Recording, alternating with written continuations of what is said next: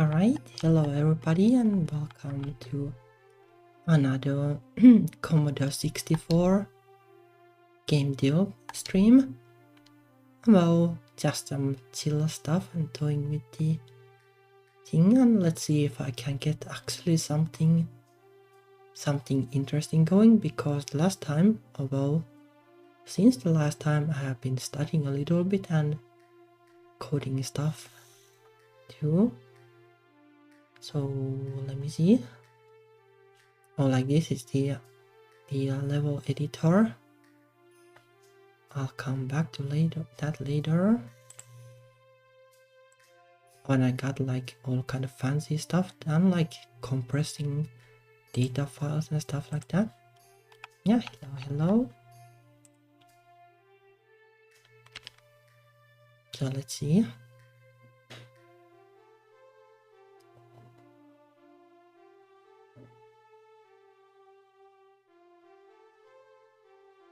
So well, all the colors are a little bit messed up in the beginning, but it will fix them when it scrolls one tile. Well, I can get like graphics into the game now from the editor, and also I got the scrolling code working. Like it can scroll more than one tile and it seems to work alright. But it is really funky like how you need to do it, but so gladly it's more or less done. But yeah, it is wild. Let me actually show some stuff. Right, this is the memory map I was toying with the last time. Well, now it's like this, so there is a ton of stuff in there. So basically what the game does now is that, well, it uses these huge memory blocks for configuring the tiles of the game. Well, I guess chunks, because tiles are a different thing, although depends on which lingo you use. But there is also the character memory, that is, well, tile from the point of view of the Commodore 64. And well, what the game does is it copies data from the tile thingy to the screen and to this color double buffer. And there are two screen buffers, because you need to change like if you try to render the screen in real time, it will look really weird, because there will be tearing and stuff, because the processor is too slow to like update the screen. So you need to render like to a different screen and then swap the screens kind of, and you can't do it for the color data. So the game kind of prepares the color data like here, and then at the exact right moment it will copy it here, and it kind of works, but the time, like, you need to time it in the code so that it doesn't look janky. So it's really weird. Let me see. Oh yeah, here are like all the sleep thingies.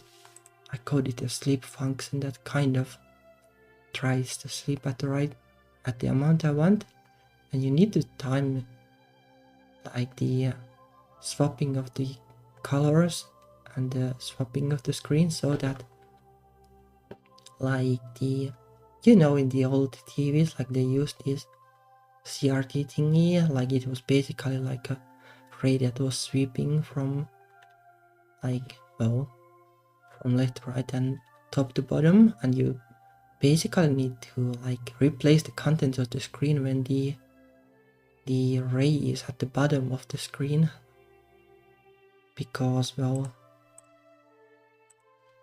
Commodore 64 has these huge border areas, and like when like the graphics chip is drawing like this area and this area, like the huge border, you need to swap the graphics like at that exact moment. So it's really chunky, but it seems to work correctly now. So I guess now, like, what I want to do is get the controls working so that, well, the character stays at the center of the screen. Like now, let me see, swap joysticks. So now, like, the character moves like this. But I want it the same way as well in Mario 1, basically. Like the character stays at the center, apart from the beginning of the level and the end of the level. So that is one thing I want to do. Another thing I want to do is figure out like style for these level graphics. So I guess like this isn't like that bad of a style. I was just like before the stream like toying with these graphics. And well, there are some unfortunate things that I need to do to actually make the game viable in Commodore 64. So well, the level looks like this, but the level is built out of like this. Like one tile is like this. Like one tile wide and then the whole screen tall thingy. Like there are probably ways to do it differently, but the advantage of this is that it's really fast and you can make really big levels. And you can probably like have more than one level too. Like the levels take pretty little memory. That is the advantage, and well, the disadvantage is that it is really like the way how you build these levels is basically like this. So well, it can work, but it is a little cumbersome and it is pretty limited in terms of what you can do. Oh, there is like a lot of room for tiles. Like you can have this many, like 256 tiles. And well, the test level takes this much. So there probably won't be anything like too fancy in terms of graphics, but oh well. I guess there are like options too, like depending on the gameplay, like maybe I can use like sprites or something to add decorations. But most likely I want to do it with this. So yeah, it is a little awkward, but it does seem to work. So well,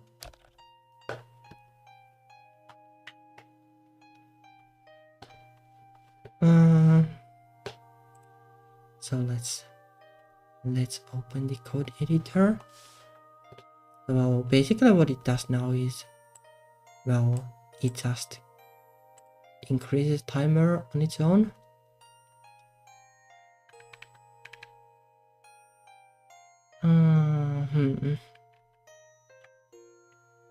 I wonder which is the best way to do this then.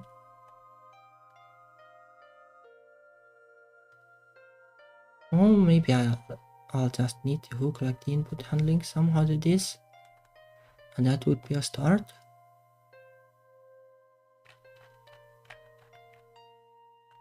Why is the input handling then? Oh yeah, this moves the sprites, I guess.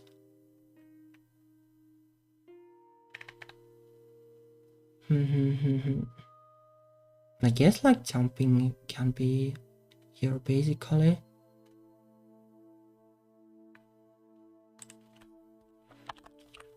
I'll split the sprite movement code for now.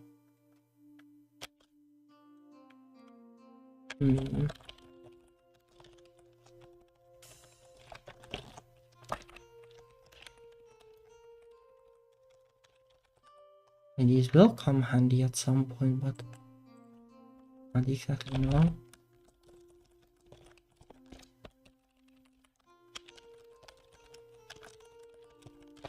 And there will also be like some interesting problems,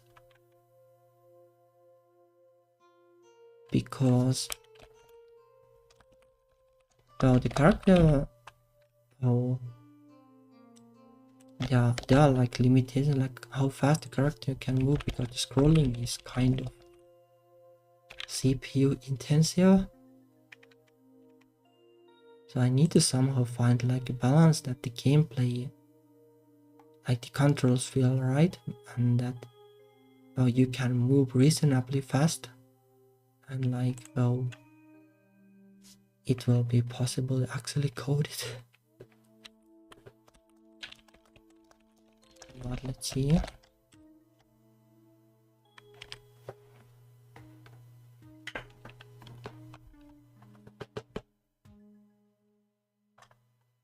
I'll try to be extra careful to not like break anything. So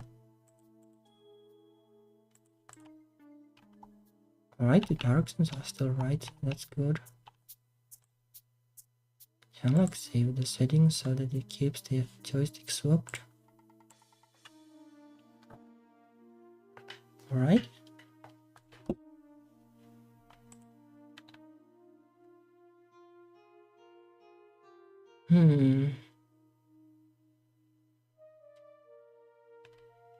I guess I can just move the jumping to its own thingy.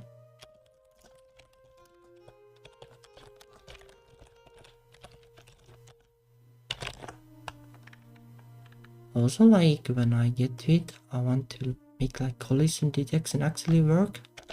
That would be nice too. Like, it shouldn't be super hard. I guess that like the problem is like to define how the game will decide like what are the collision shapes of the tiles. I just reading like the tile where the character is, and then we'll basically do just alter this value. It should be pretty easy. Then I guess like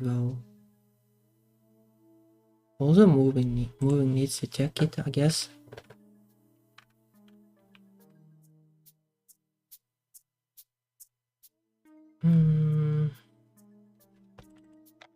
Well, let's see. It will probably work without testing.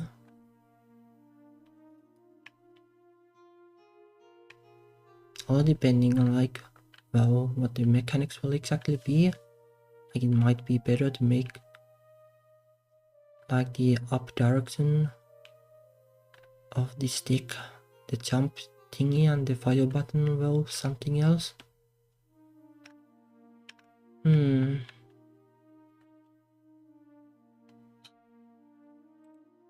Oh, also I guess I could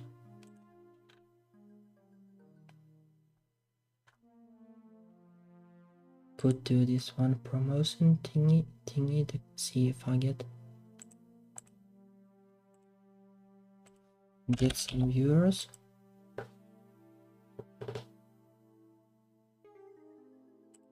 Let me see.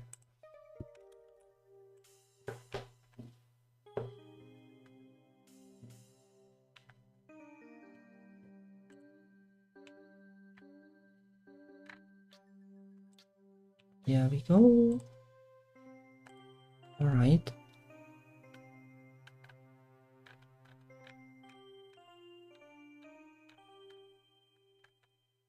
Alright, input handling in. Oh, it's here, I guess.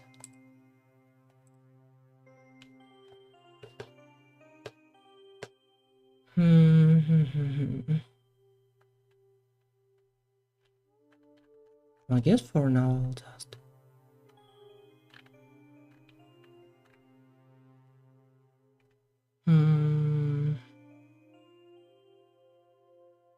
this is pretty funky coding here, but oh well.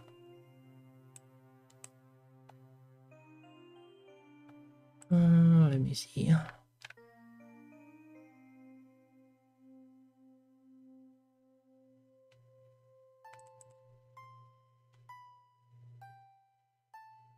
It's probably in this area,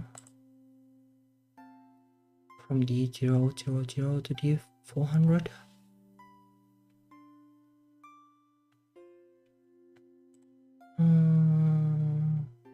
Nope, it's way further than that.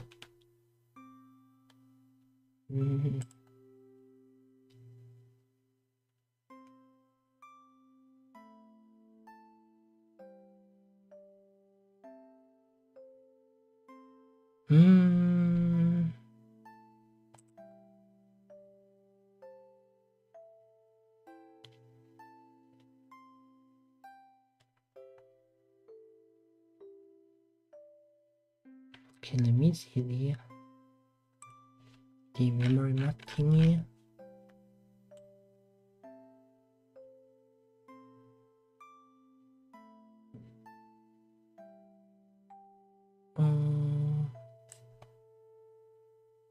Okay, so it's here.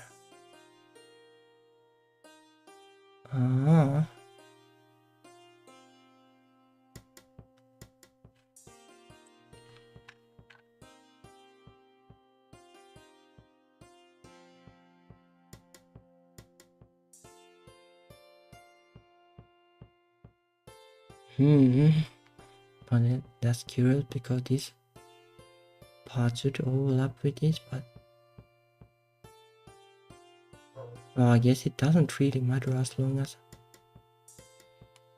I don't need to read these values.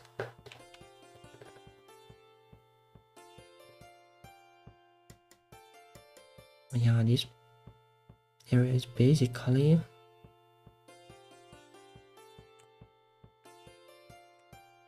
also something else.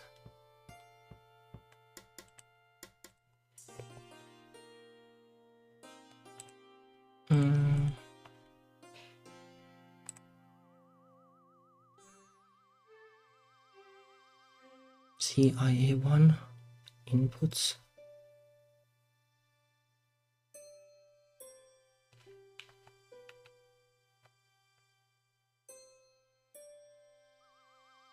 I guess it, like, let me see where my loading code is. I think like the loading code basically swaps out the memory area.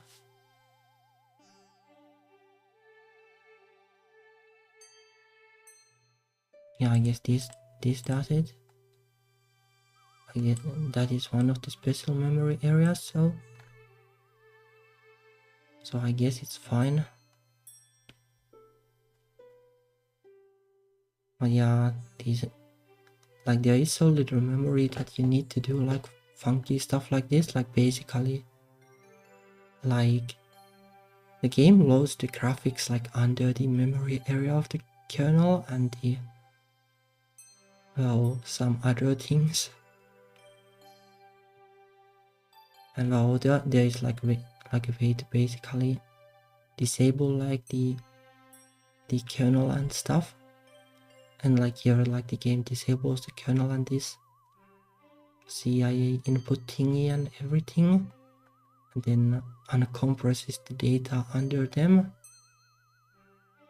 and then restores the kernel, and doesn't restore the basic because I don't need that. It's all written in C and assembly. But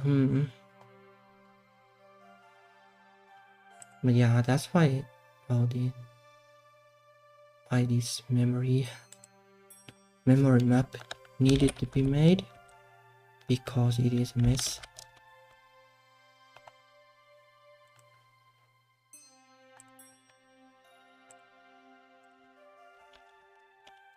CIA1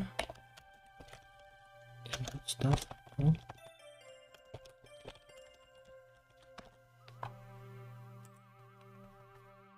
Like the lower level coding you do, I guess, like the more you will need to document like what you do, because otherwise it gets like impossible to tell really what is going on. Like C is relatively easy, but assembly is, well, so like this is auto generate like this file by Python. But yeah, imagine like using this kind of code without comments and being like, okay, yeah, it does stuff. Oh well, it's actually documented here.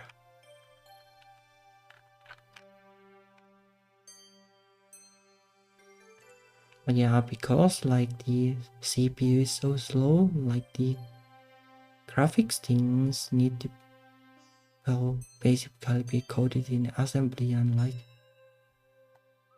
well, writing a Python code that creates the assembly is handy, because then you can do the loops in Python, and then, well, there won't be loops in the assembly, which will make the code faster, but also it will make the code hard to read. And yeah, I have like measured here like how much time it takes to do stuff, and well, this is a result of like testing a couple of different things, and like, well, basically after toying with this I realized that, well, doing the levels like with this kind of full screen header blocks will make the code faster and easier too.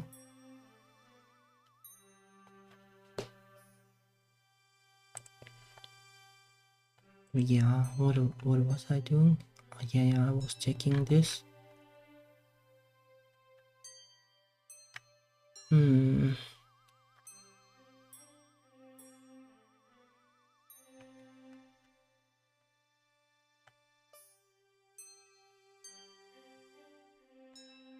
Can I basically,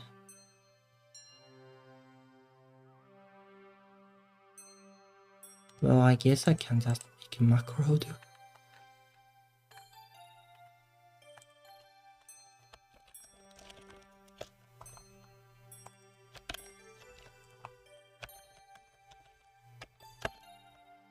but they are in the same memory place, so it's fine.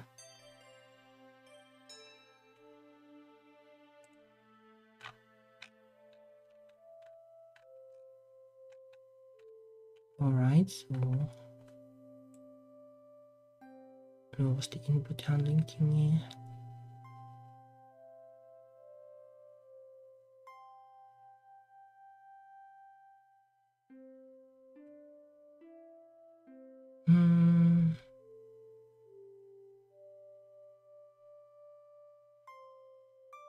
Go here.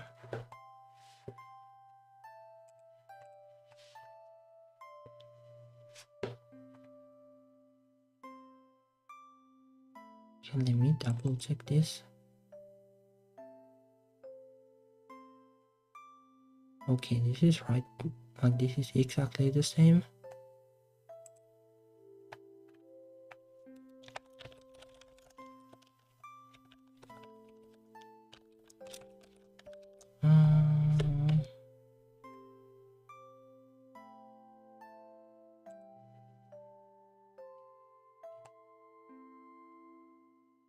Well, it's basically 0 address.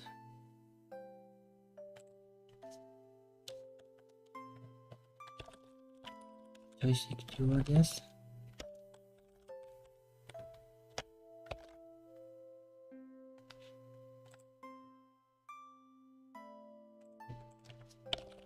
Now I can write it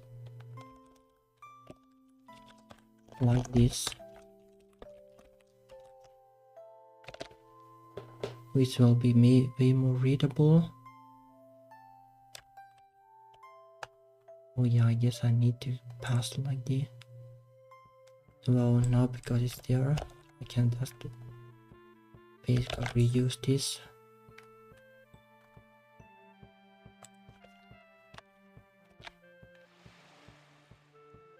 Why is it uncensored too? So it should be a byte.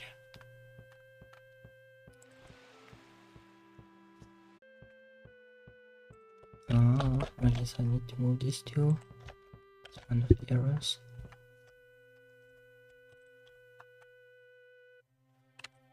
Now it should probably run fine again.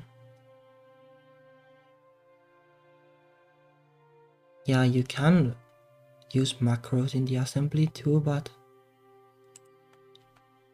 honestly I find it easier to do in Python.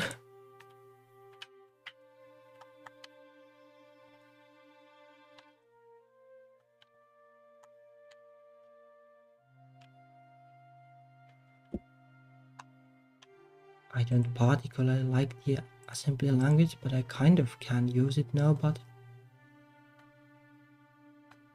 well, in the end it's easier to just do it in Python. Like, let me see. This swap colors function, like, it is basically just a loop of like 2 lines. Like, it copies from like one address to another, like from the memory, like the color back buffer to the front buffer. And well, I guess like depending on like, well, in the comment it says that it basically uses like half of the available clock cycles already to do just this. And well, unfortunately with this CPU, like the loop instruction is basically as slow as one of these thingies. So it makes it at least like 50% slower if you don't unroll the loop. Well, it is easy to unroll in Python, so it works. But yeah, it's like the graphic stuff is really wild, like how much you need to do to actually make the graphics not flicker or glitch.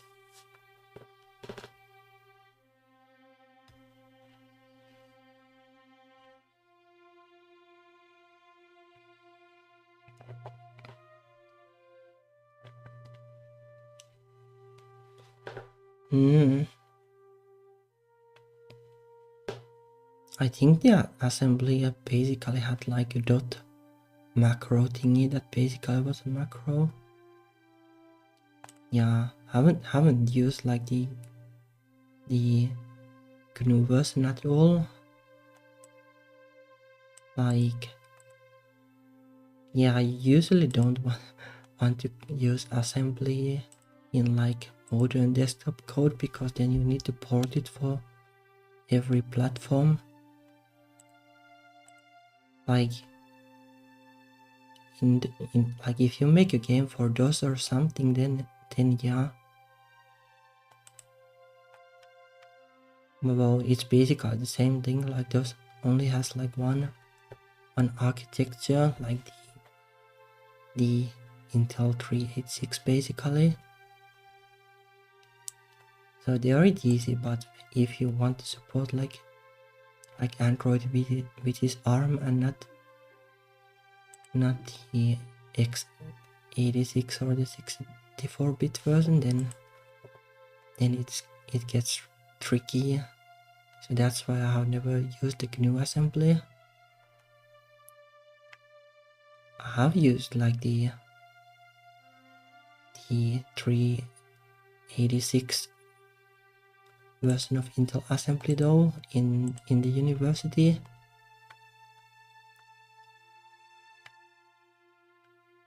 Well, that was the last time before toying with Commodore 64.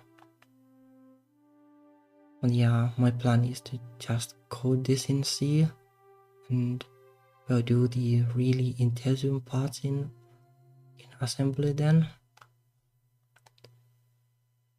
But going wild like right from the beginning and coding everything in assembly, well, it would be doable, but it would be way harder.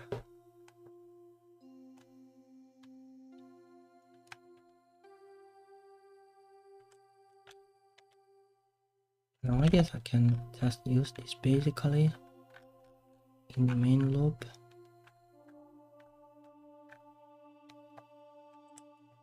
Ooh.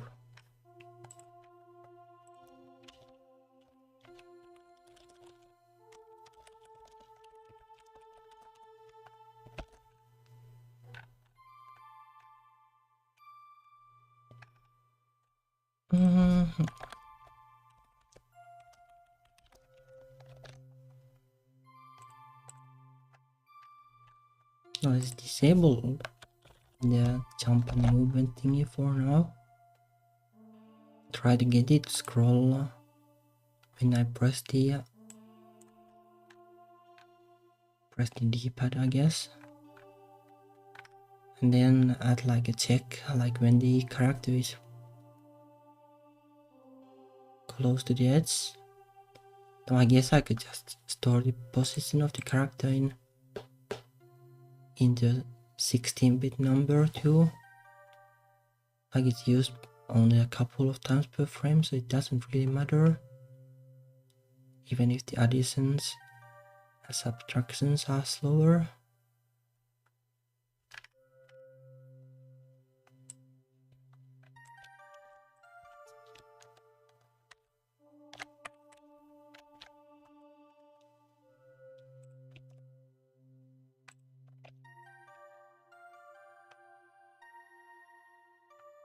Well, I guess I'll use that first.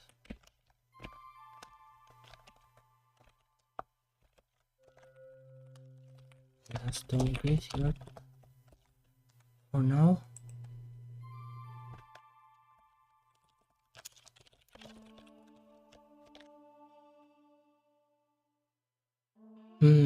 Moving left will be difficult then.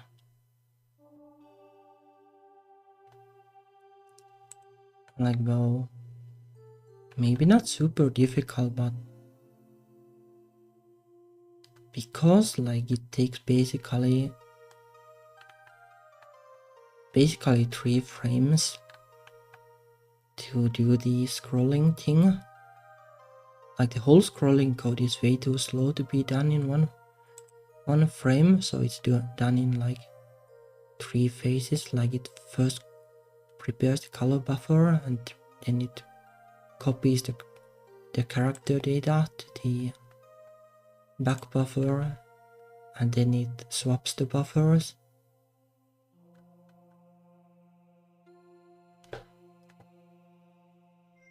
And now these basically take like almost like a full frame. So when like, well, basically, well, let me use some ASCII art, I guess.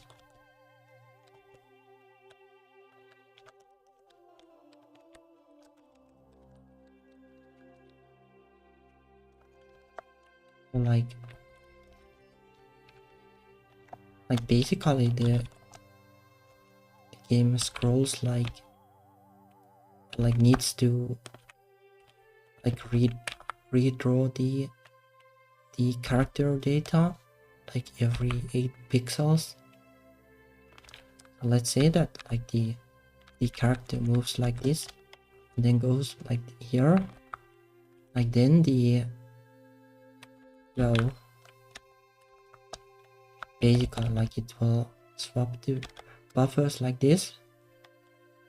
So now let's say that the character like changes the direction here and like goes backwards. But like if the character does like this, like game needs 3 frames to swap the buffers, but there are 0 frames here. So basically this would mean that, well, like if the character turns, like the turning animation needs to stop the character for 3 frames, I guess. Like that is probably the easiest solution.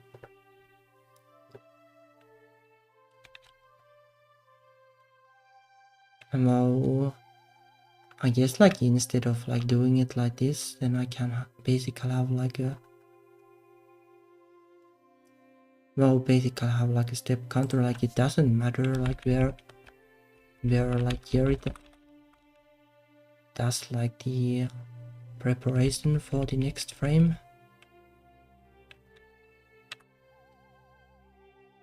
So basically like I can probably have like a counter that like increments like each frame, and on the first frame it does this, and then on the second this, and then waits until it needs to swap the buffers.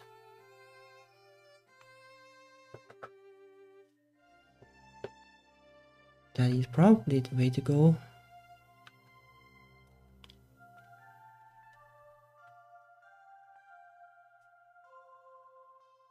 So I'll probably have to decouple somehow like the screen update part and the pixel scrolling part of the code.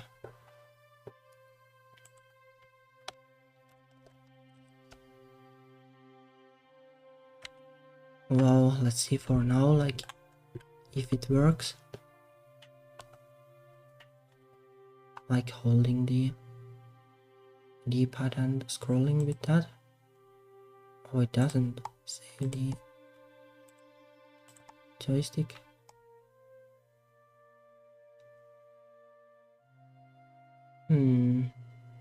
It does work, I guess. It's not that slow. I guess it might be nice to have it like twice the speed.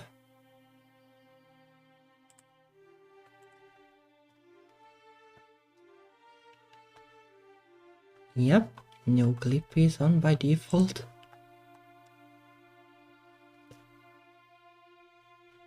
Actually, like making the character collide like that is extra work. No clip comes for free.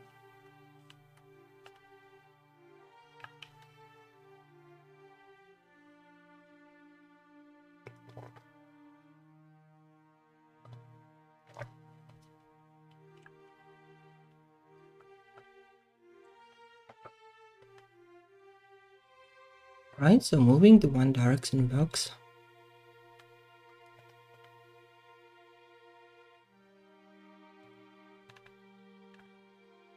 How do I decouple this thing then?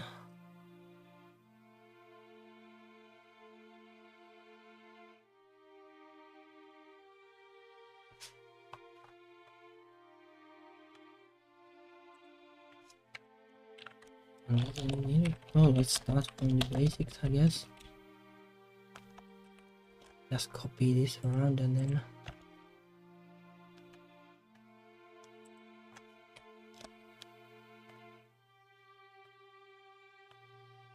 I guess like the order does kind of matter here. It's annoying.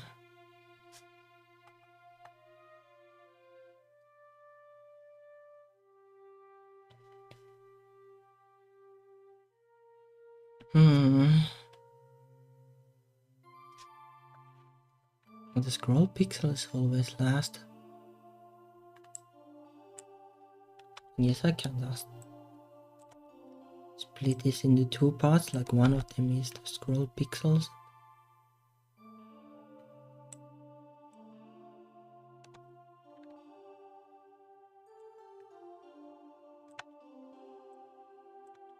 How this other one will simplify, I guess.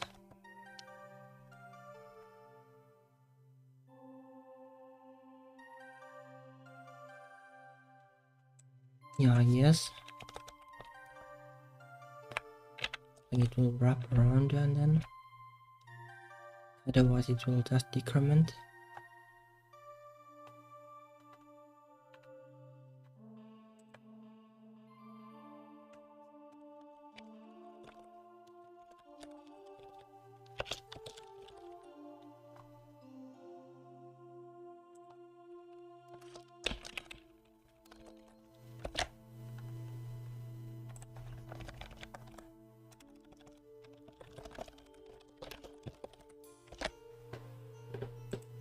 right?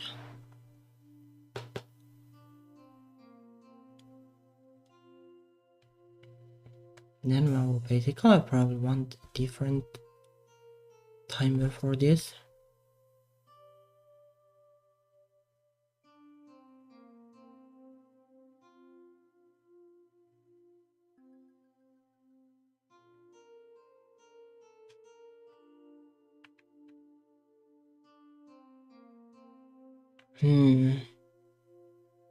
It's kind of tricky.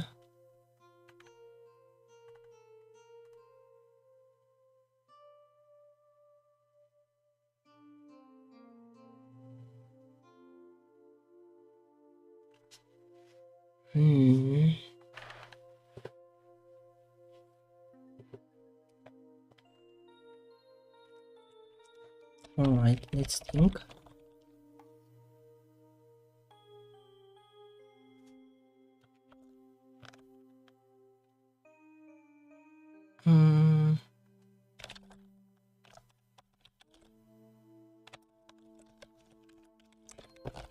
Basically, copy colors,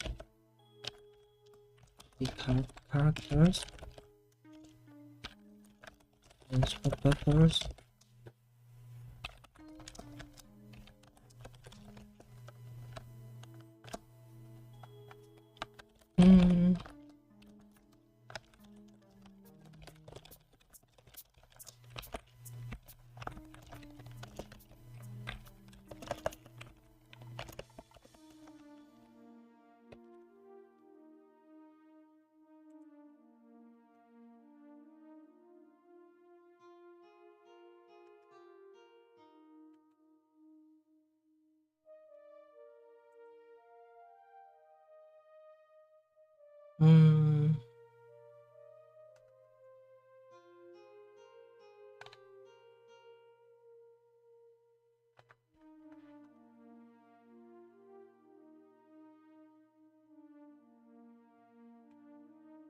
Yeah, it's probably the easiest to do with the second variable for the copy thingy.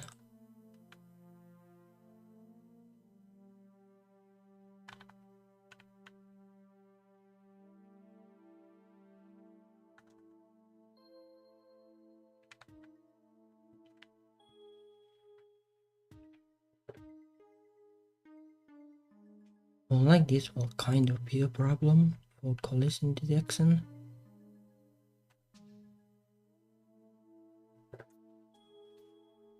Like modifying it like before the character has moved, but oh well.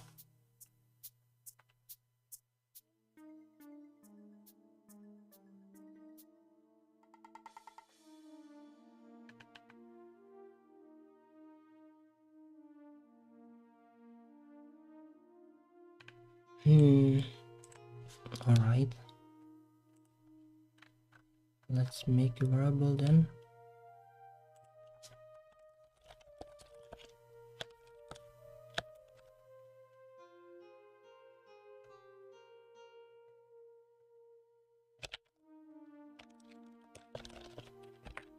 I guess I'll make it face or something.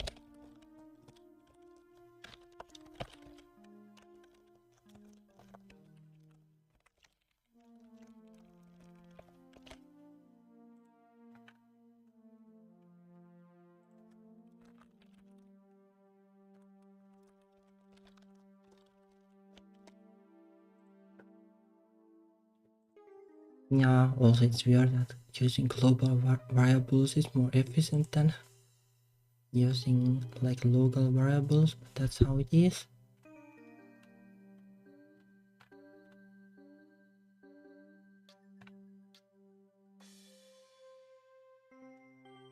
Yeah, well, with this version of C, like, because everything needs to be declared here, like, well, whether it's local or global doesn't help too much.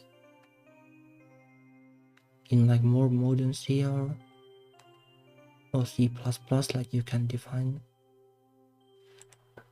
the variable like inside the scope, so it's easier to handle like temporary variables. Well, I guess this isn't really like a temporary one.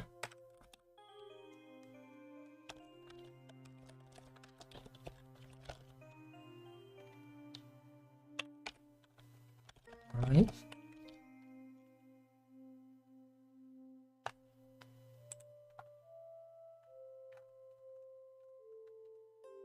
Need to initialize that, I guess.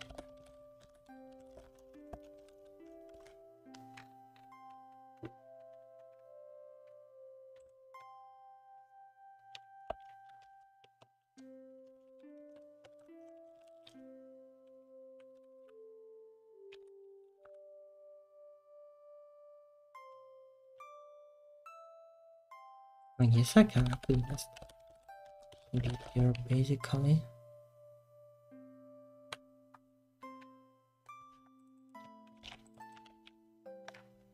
Or initialize it 2 actually and not 3.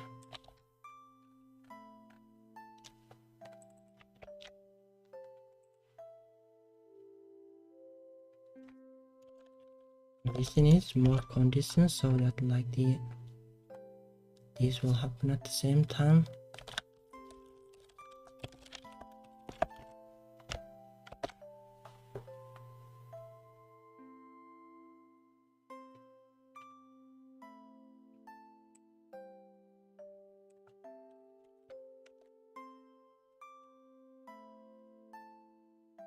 And then I need to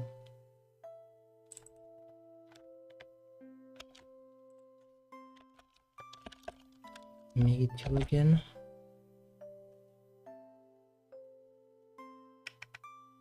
So I hope this works. Basically nothing should change.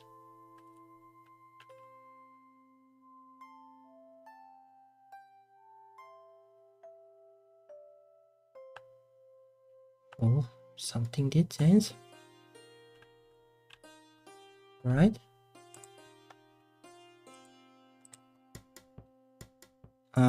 Because I never decremented. Oh, that's why.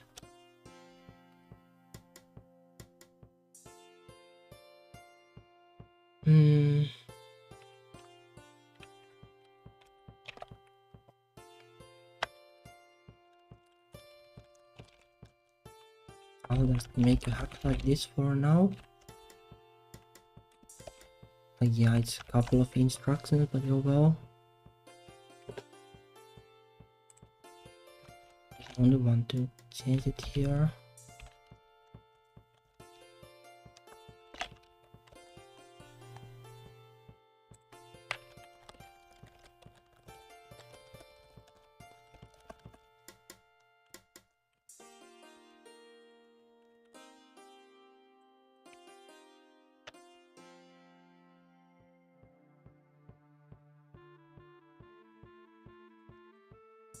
That should help.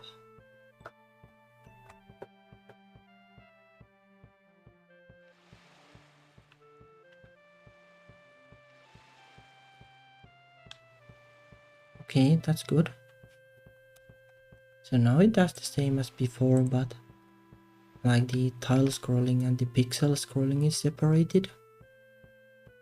Now it's possible to alter it so that it actually, well, is affected by the direction of the character.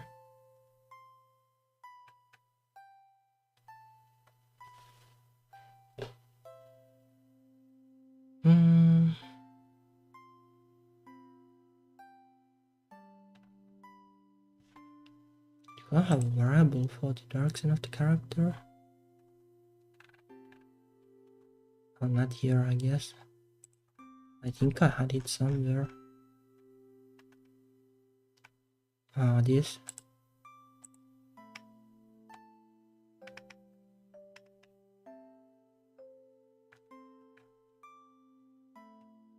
Alright, let's move it to the globals. Too.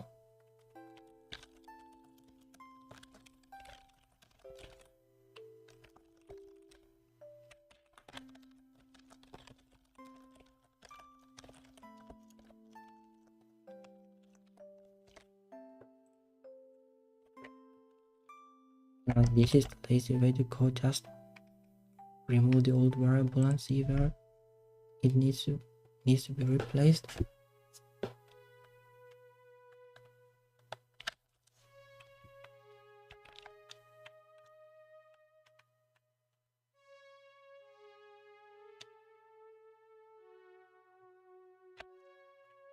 Probably want to make it like this basically. Like I want to use -1 and +1 because it simplifies it instead of 0 and 1. 97 is the next line. Let's see. Left is 1. That's weird. Although 1 -1.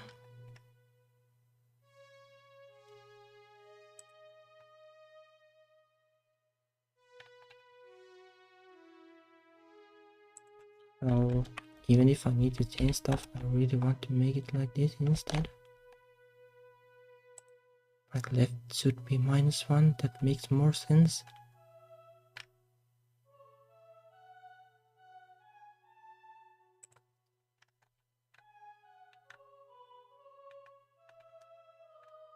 Then okay, those are the only places where it's used. Now I can use it here too because it's global.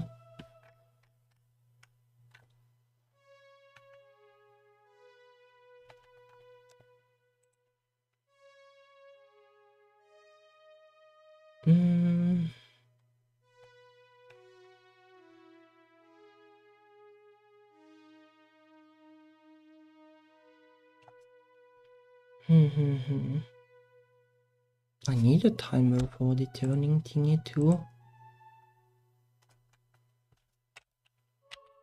And I need to put it here too.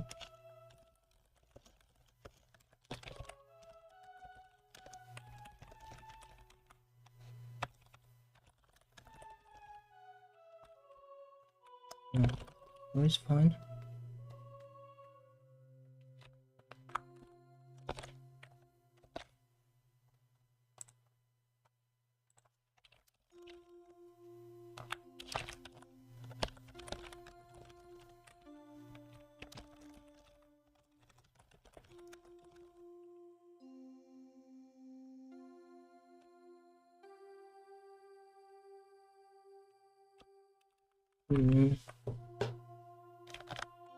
Probably need to separate the facing and moving direction. Because the character is always facing one direction but not necessarily moving.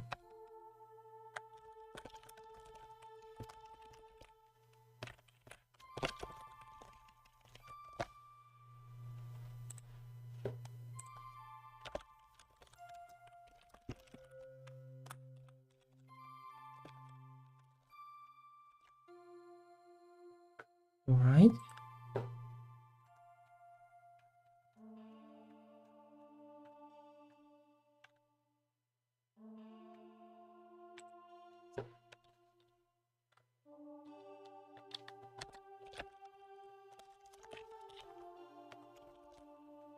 Okay.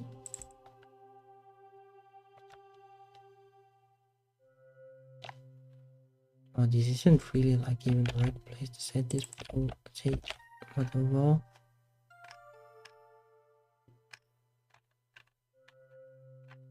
Initialize them in main.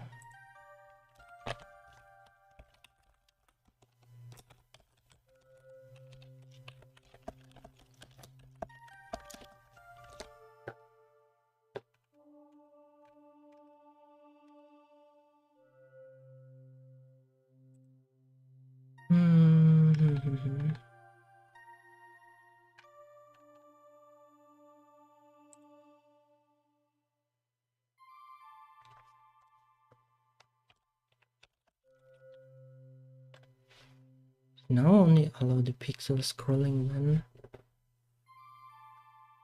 when the character isn't turning, I guess.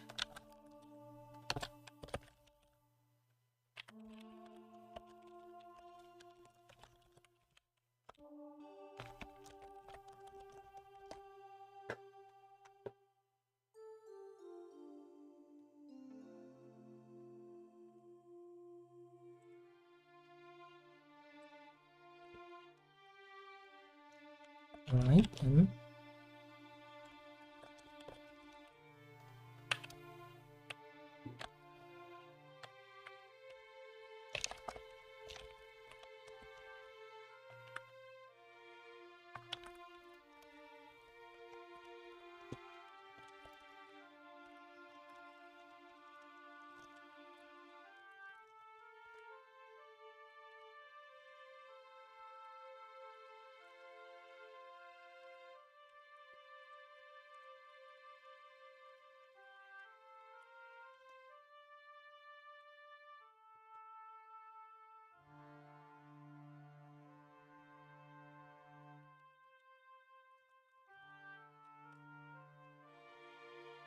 Now I can use this here to check whether the character is turning or keeps walking to the same direction.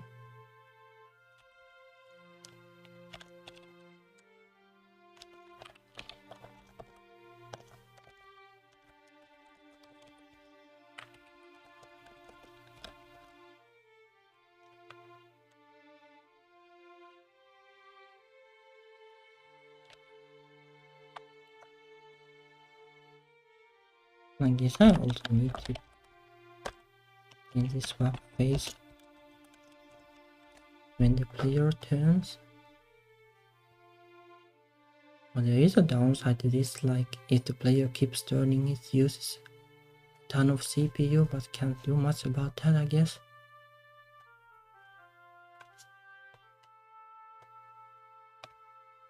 Although this is kind of the reason probably why you can't go backwards in Mario 1. Like, if it only scrolls to one direction, then it's always like clear that this doesn't happen. Like you can always like increment the scrolling, like when it keeps going forward,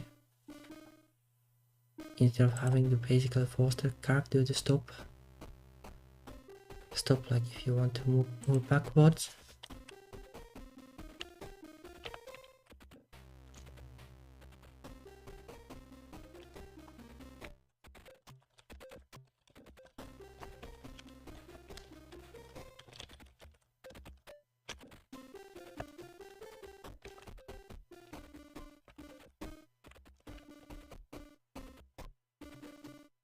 Right?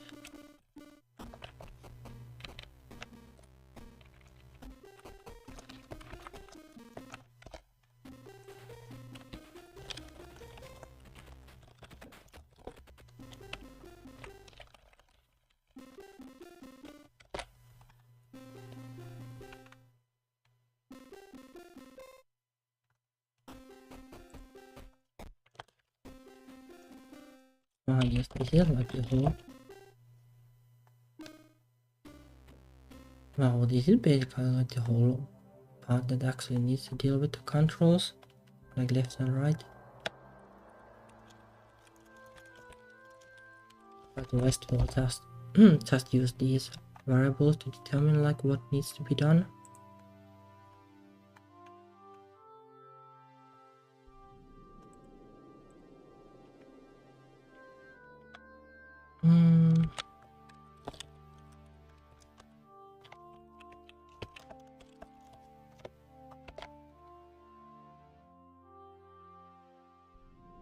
Well, this is basically the same, I guess.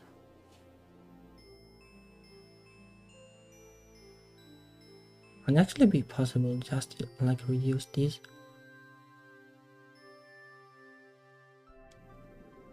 These for the other direction too.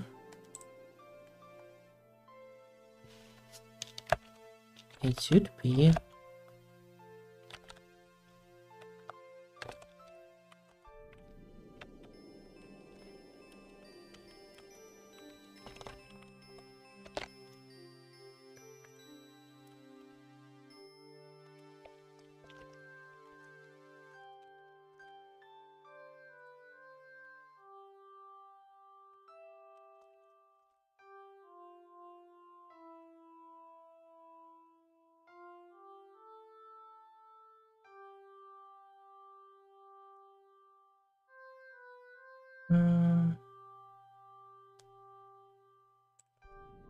I don't have any timer. Yeah, I need to decrement that to somewhere.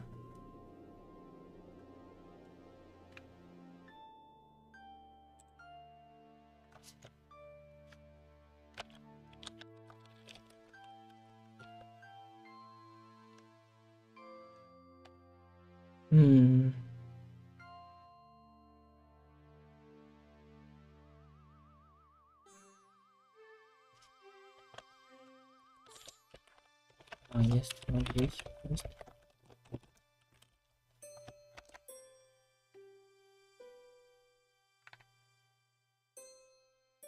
Well, yes, because it's the same in all of these, I can just move it here.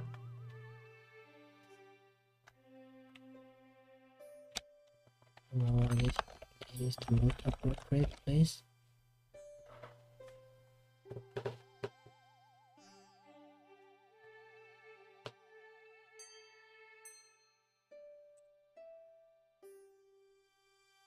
I'm not actually sure, but oh well.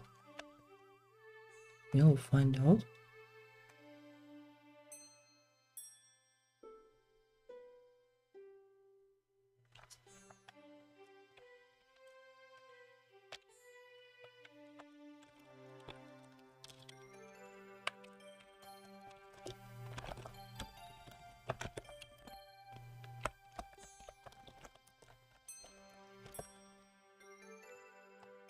Okay.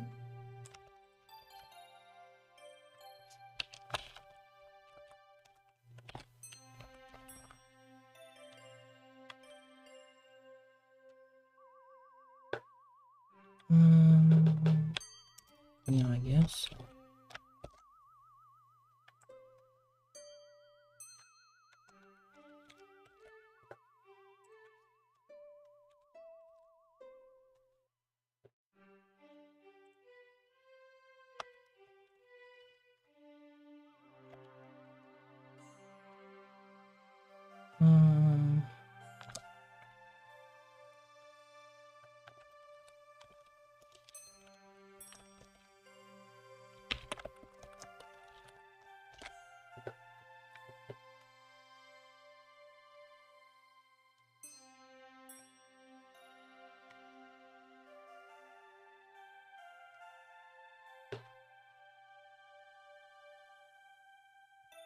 Yeah, I'm sure there is probably an easy way to do this, but oh well. This is super confusing like this. Well, I guess I'll split these to different functions and then it will be more readable at least.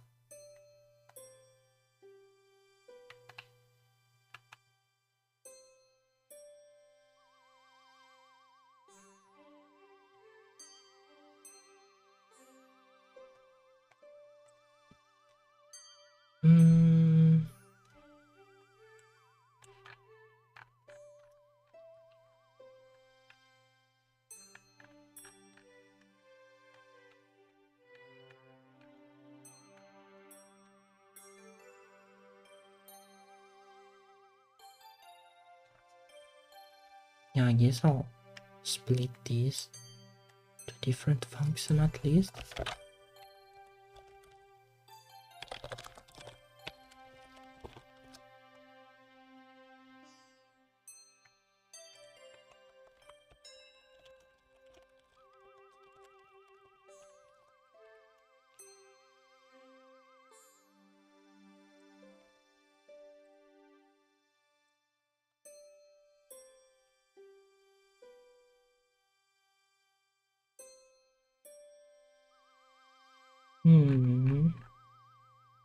I guess I can actually move this there too.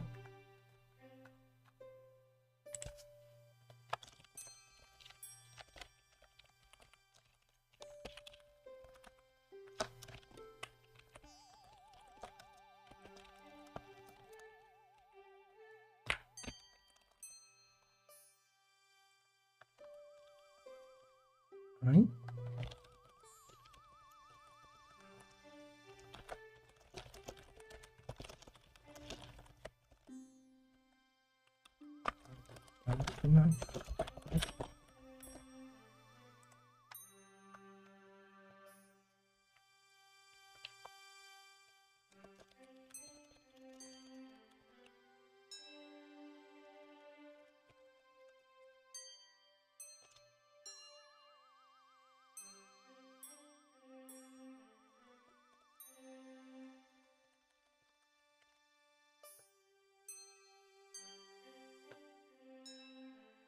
Right?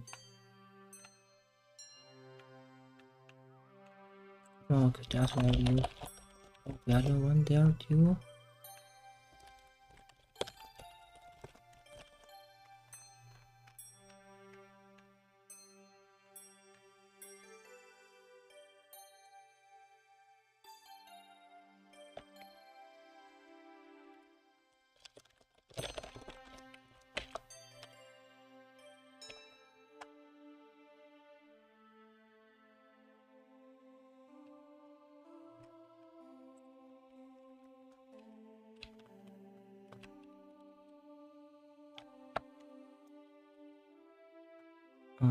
This well, this probably needed here too.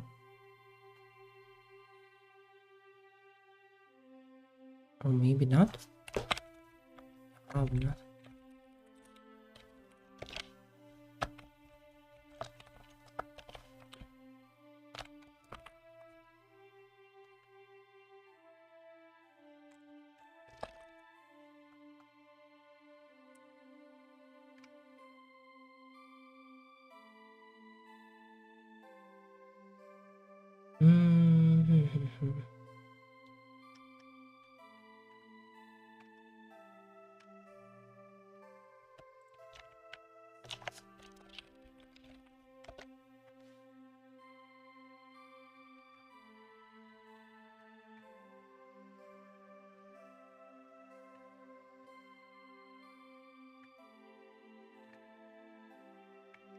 Yeah, I'm pretty sure this won't work on the first try, but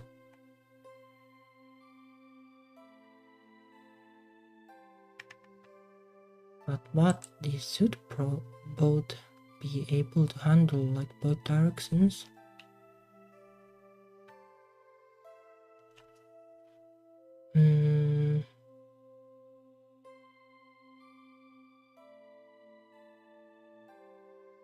Actually, not exactly.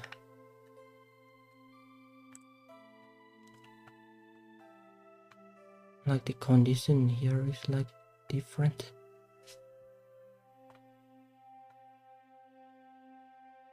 Oh, like depends like whether the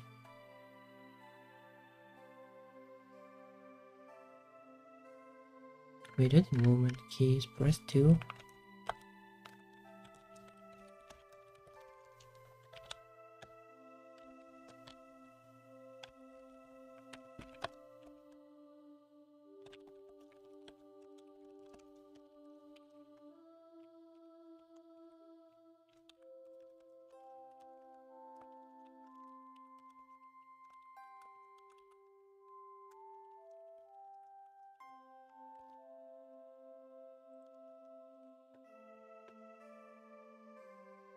Probably something like this.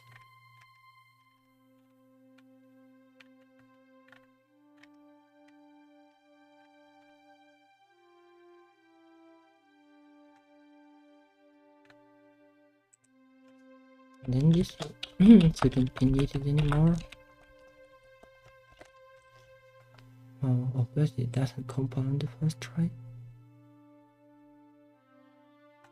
Oh, I'm right. Oh, there are other problems too, but what is this one? Result of comparison is constant.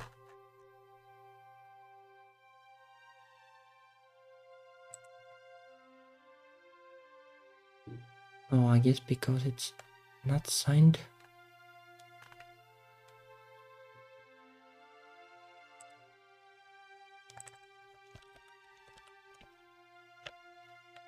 More like that.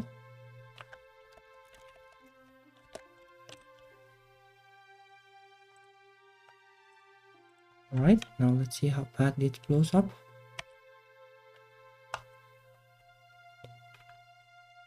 It definitely will.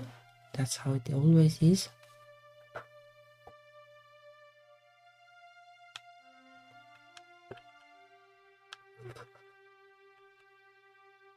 Yeah.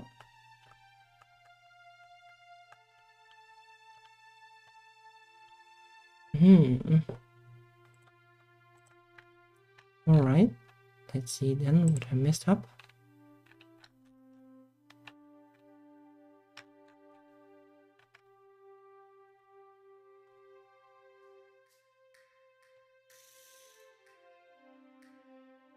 Do I initialize the turning timer even? Not.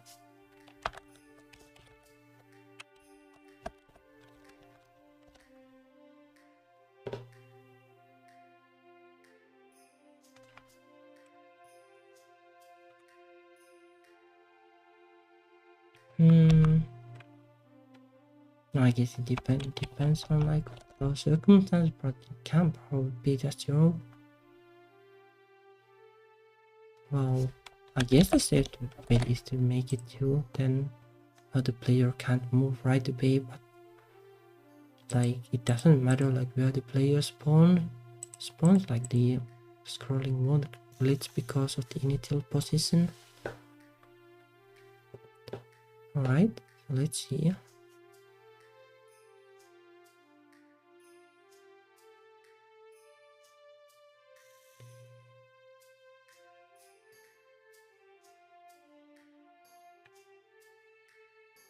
Oh, these might be sus though.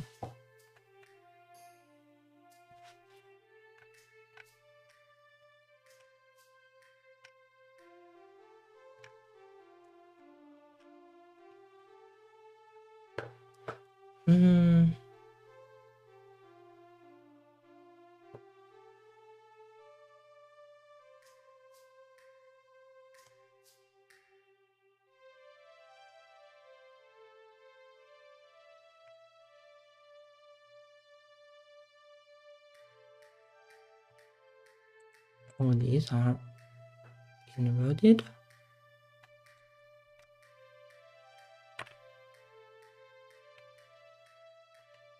Probably. Well, at least it's in comment, but I'm not sure like what this values actually match. Let's double check that. Okay. Bit 2 is left.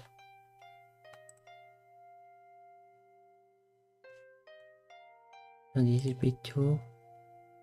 And this is bit 3. So they were inverted at least. So that's certainly a problem. Well, let's check with that fixed. It probably doesn't, like it's not enough, just and then we messed up. Oh, well, at least it goes right to the one direction. Ooh, it works. Oh, need to like try to check like if you go close to the edge. Well, like you can go past the screen and it will glitch. But it does work. Would be kind of neat like if you could just wrap around the screen, like that shouldn't be too hard to do.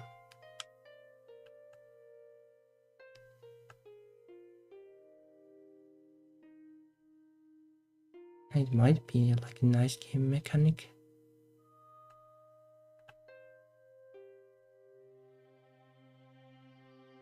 But yeah, it worked surprisingly easily.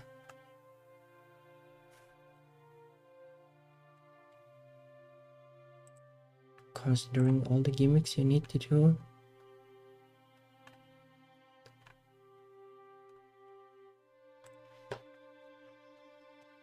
So let's move this to a function too.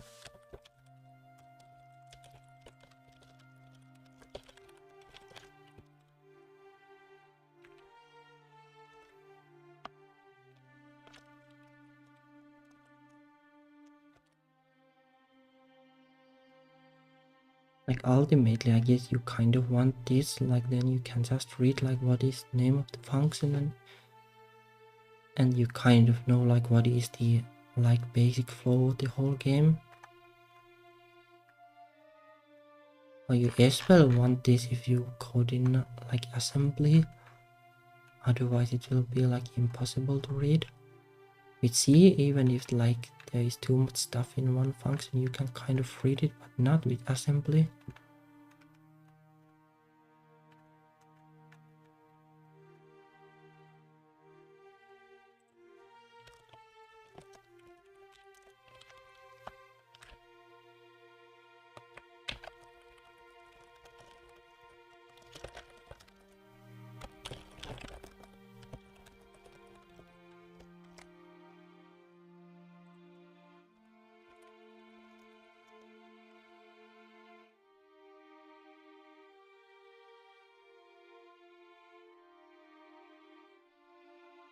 Alright. I wonder which read is easier, like.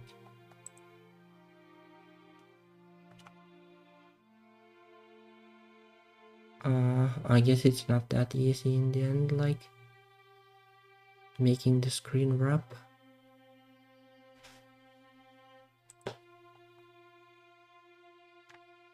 So I guess in the end I will just prevent the character from, prevent the screen from scrolling too far.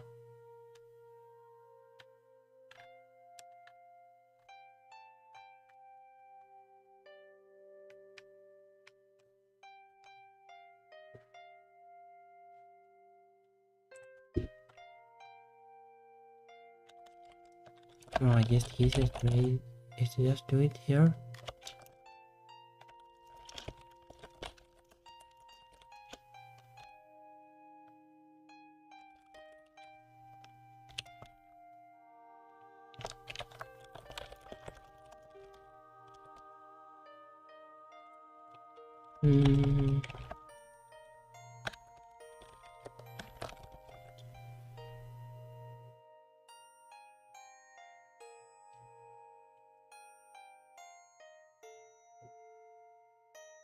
This depends on like how the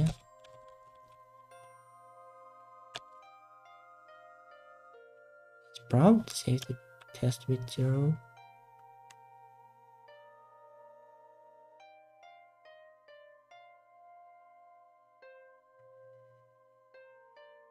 I guess I can also do it here because then I don't need to account for the direction twice.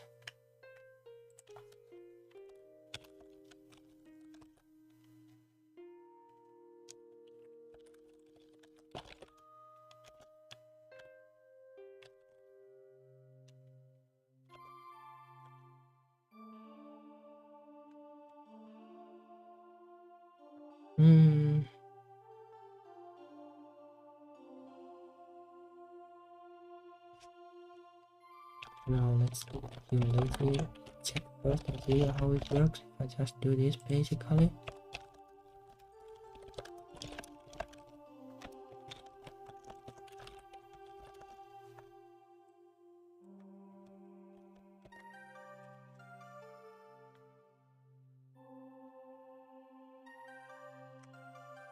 The warnings don't matter, so let's see.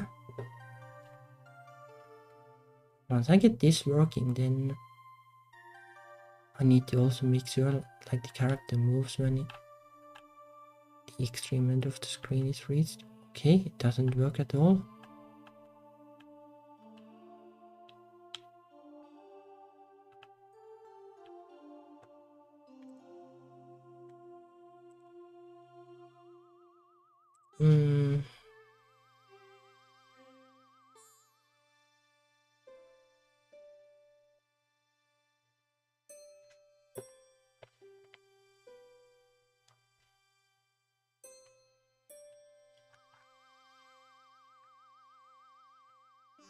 It starts from 0.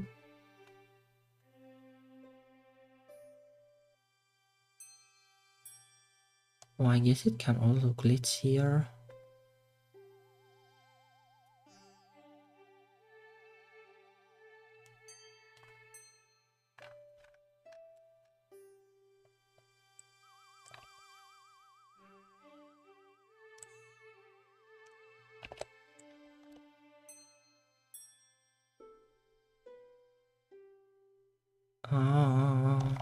It doesn't work because they are the other way around. Yeah, that makes sense.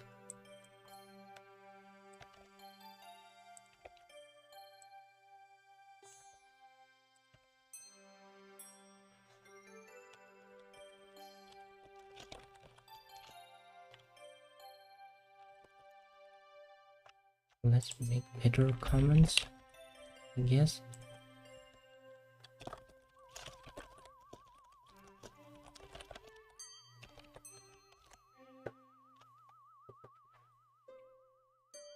And this is also like not exactly right. think the screen is 38 tiles wide.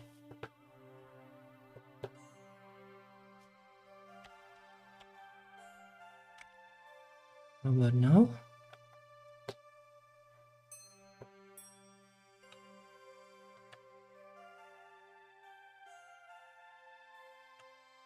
Nope, not at all.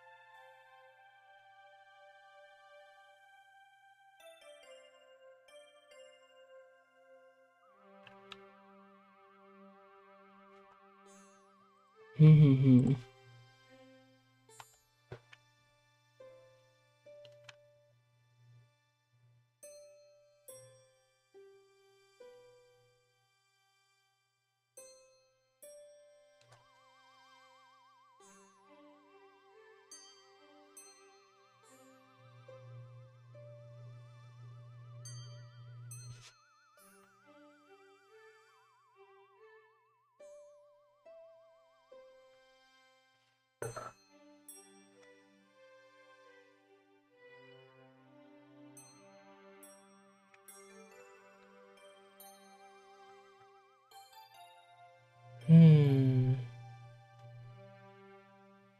No, it does like undo flow here, even if it's 0, but it shouldn't really matter.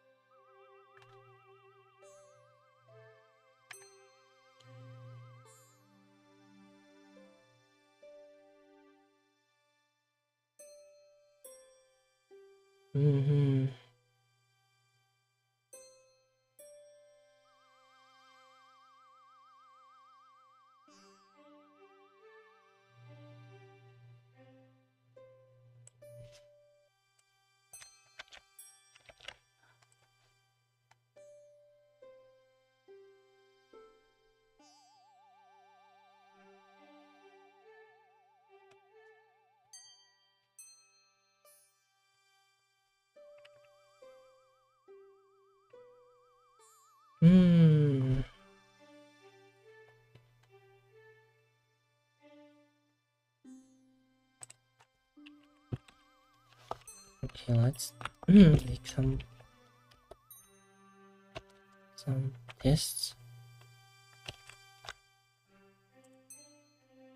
I get it because it underflows somehow, and like before the test is even done.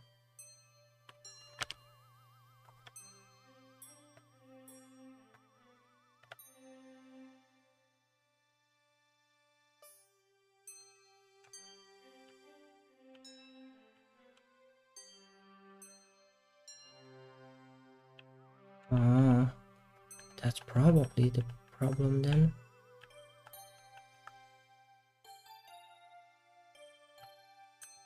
Not.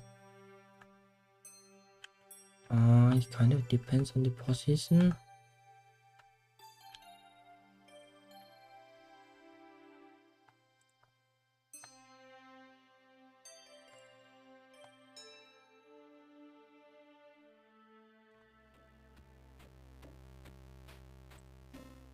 Well,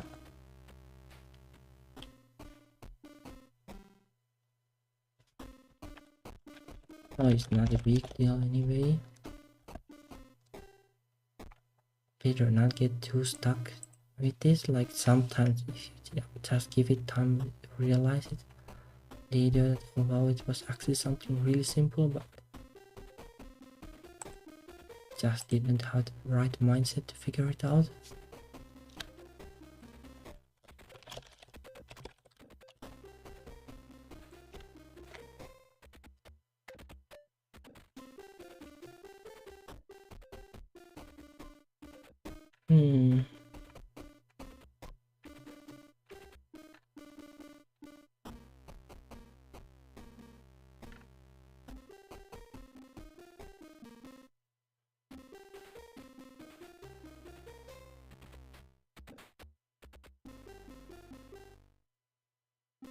I wonder why, like how I should do the collision detection.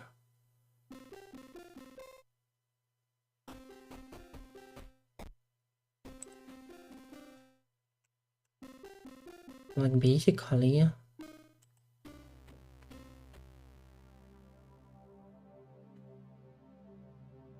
I guess I could give like just some kind of collision mask for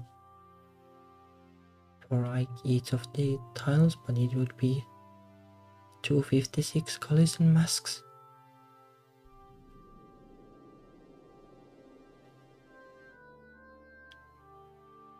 Maybe I can just code it some sloppy way in the beginning to see if it even works like that.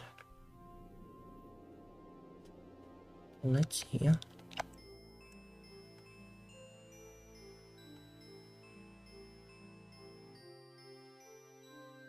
I guess for many of these tiles, like the collision mask would be like heavily reused.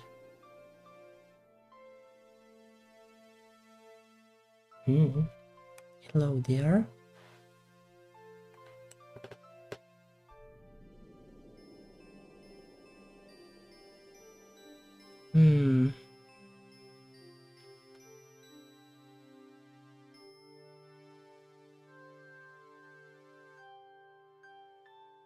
It probably doesn't need 256 collision masks in the end. Like I can reuse them or not.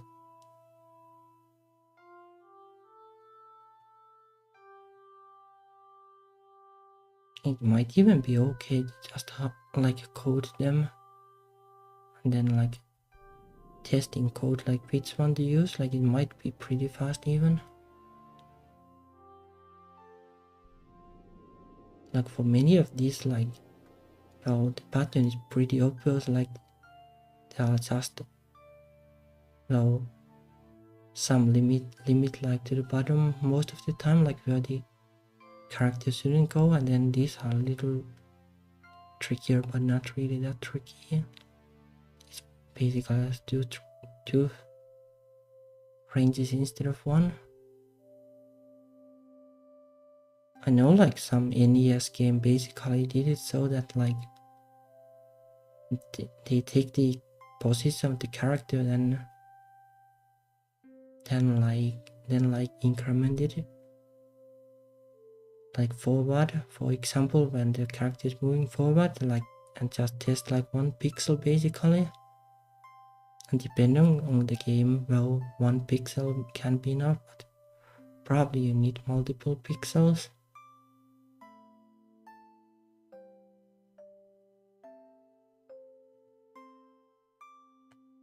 Well, depending on like how you like create the collision mask, like just 1 pixel sampling can be enough.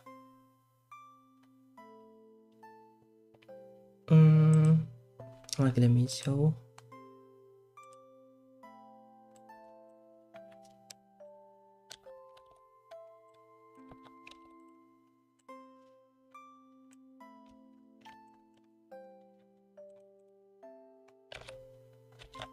Like, well,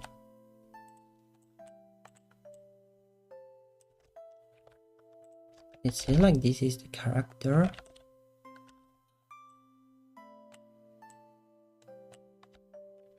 And like these are basically like the blocks where you can't go.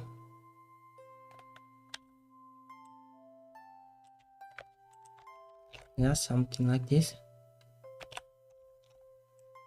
How basically you can think of the character like a single line. Like that works as long as the character isn't too thick.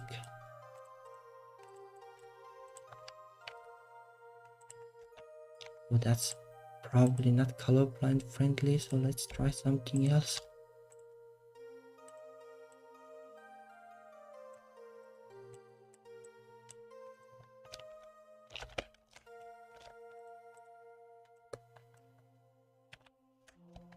So well, like in this case, like well, the player would visually be like this rectangle, but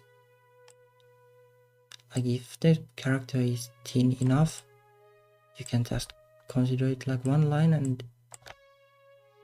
So basically it can overlap like a little bit with the tiles. It doesn't look that bad most of the time.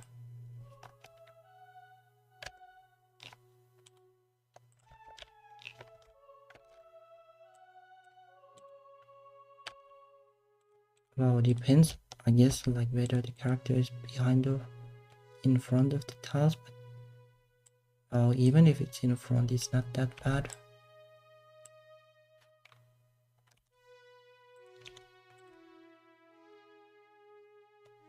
I guess you can also like, well, if the tiles are certain size, then you can consider it like multiple lines. And I guess I'll go with this for now. So yeah, like basically like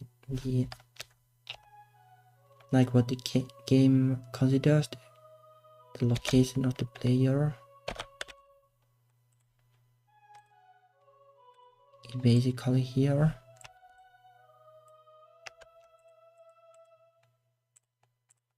Like in the bottom center. Well, it kind of works alright like this. Like if you try to go through the wall, you can't like until the bottom center position is there. And like with this thing it's different. Like you could go all the way here because it only considers like this point. Like if you make tests like for the whole line, then you can stop it there. But if you want to go really cheap, like in terms of like make the collision detection as cheap as possible, you can just test like that one point. Like one way to like trick it so that you can't like jump into the ceiling. It's basically like create like little buffer rectangles like here, like below the ceilings. Basically they are more or less like the height of the character, and like also make those collidable. Then like if you try to go like this, well, you can, I guess, to a certain point. If you make it like the whole height of the character, like it basically works like for the point of view of the game.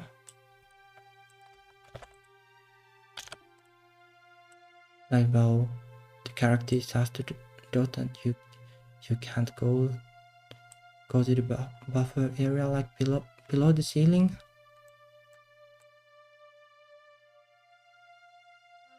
And for the human player, it looks like well, like the ceiling is here, and you can't go there because the top of the character collides. But actually, just think of it as a one point.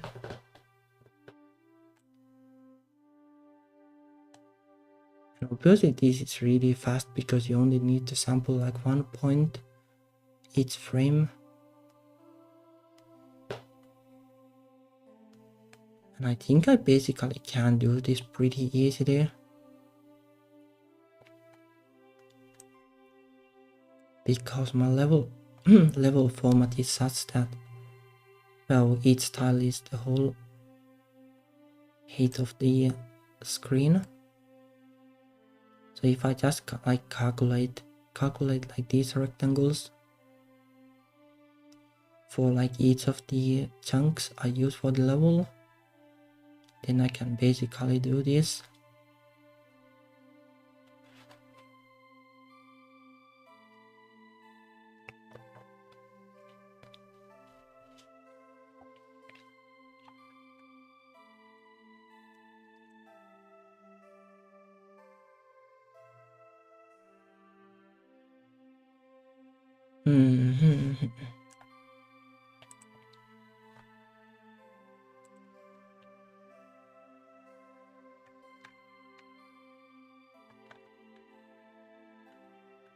I'll make a sloppy prototype first, I guess.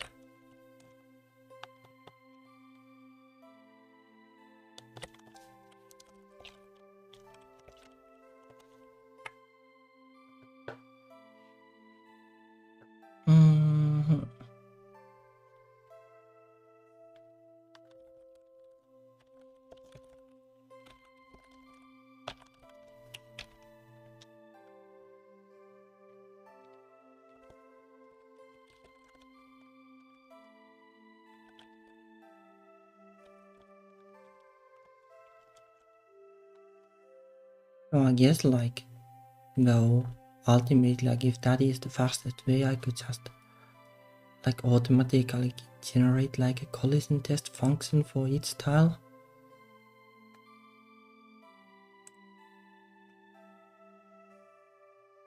Which I guess would work, but it would be kind of nasty.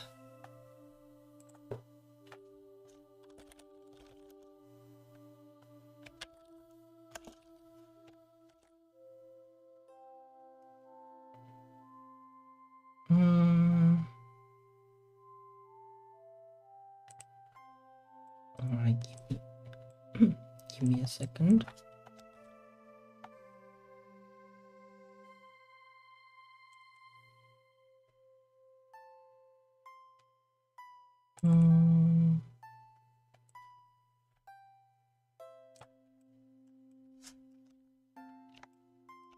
Alright, so this is well the same tileset that is in the editor.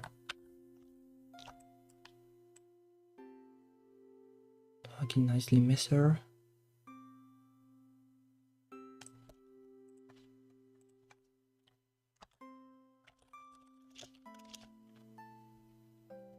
It might be pretty fast to just generate some functions for doing this. Oh, I guess it's actually inverted.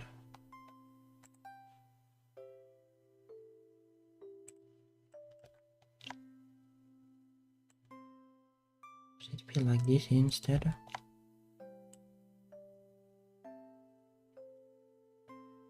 $168.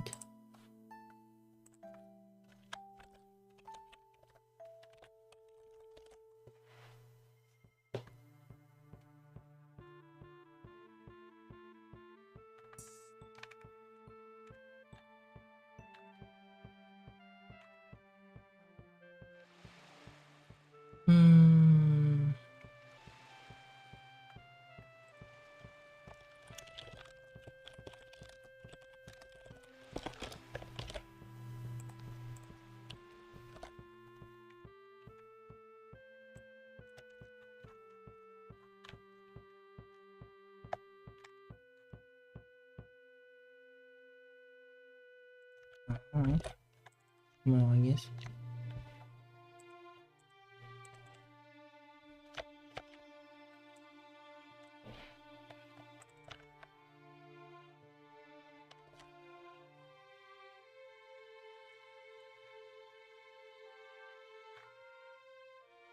Alright.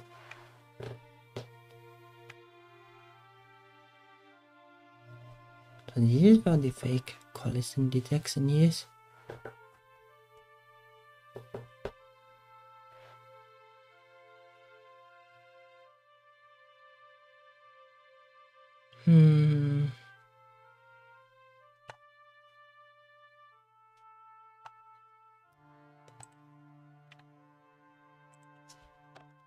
I guess I need to make variables for the position.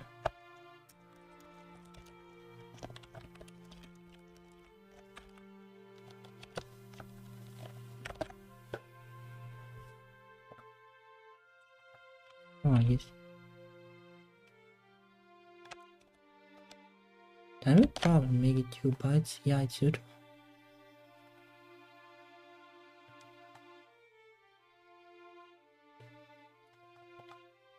So I guess the white direction doesn't need to be 2 bytes.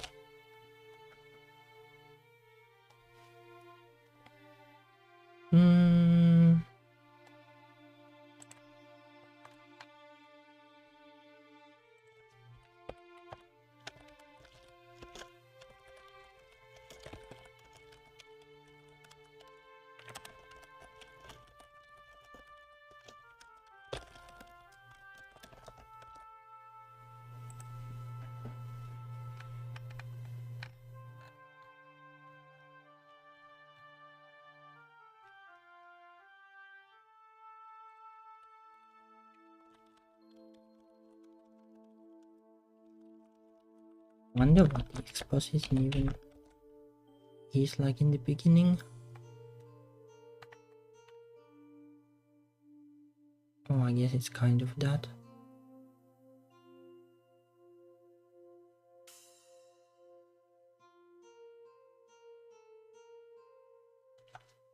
Not sure like whether the sprites are centered.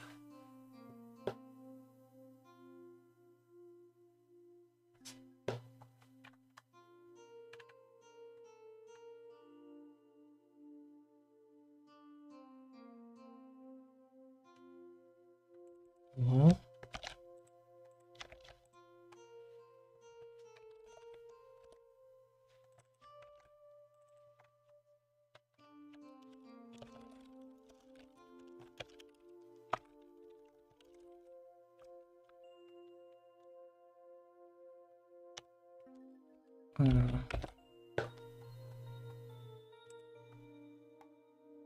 Well, the exposition doesn't matter at this point, I guess. I will need it.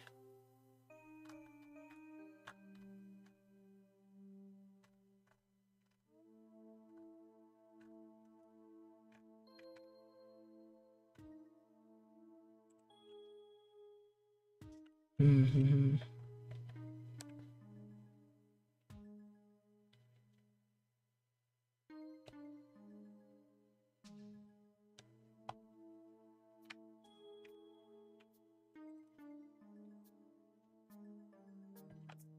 And I should be able to just use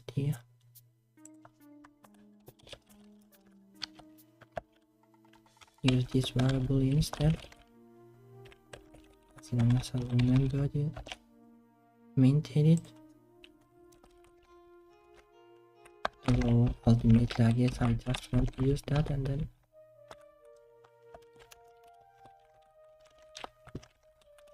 then store it there otherwise.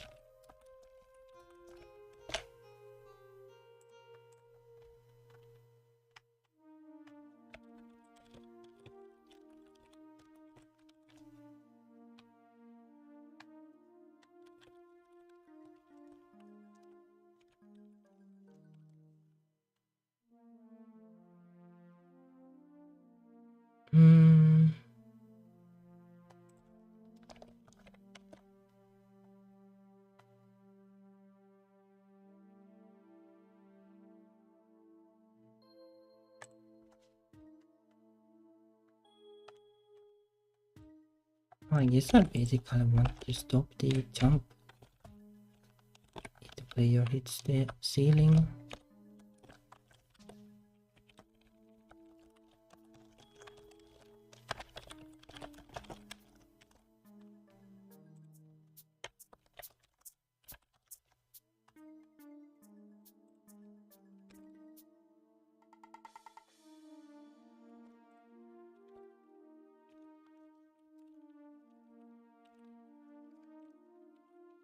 And then stop the jump if the player falls to the ground, I guess.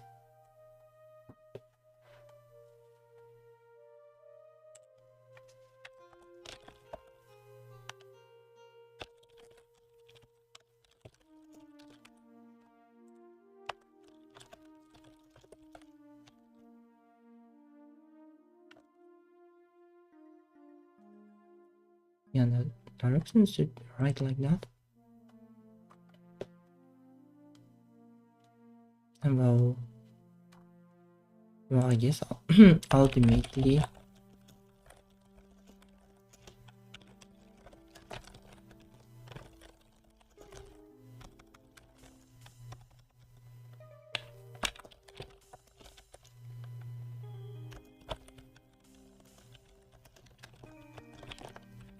I just want like one function that like checks like which tile is where the character is going and then gets the value and then calls the right function, but for now we will just always call that. I guess like ultimately if I code it like that, then this should be done and dusted like that.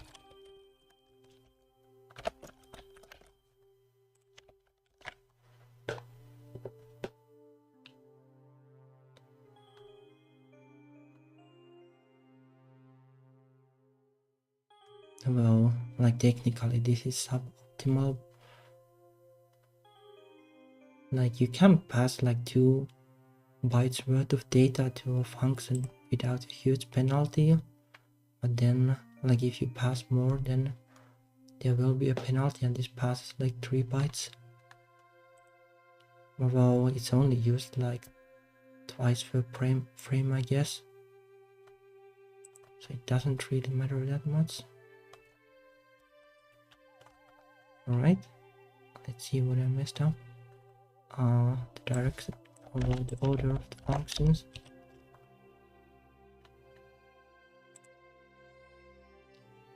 On that too.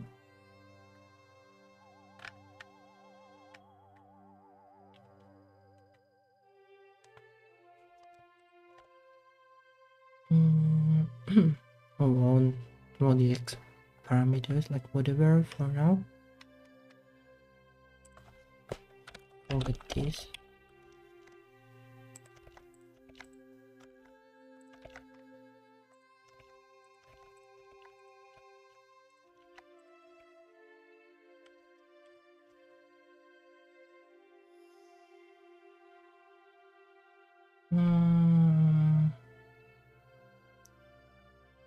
Oh yeah.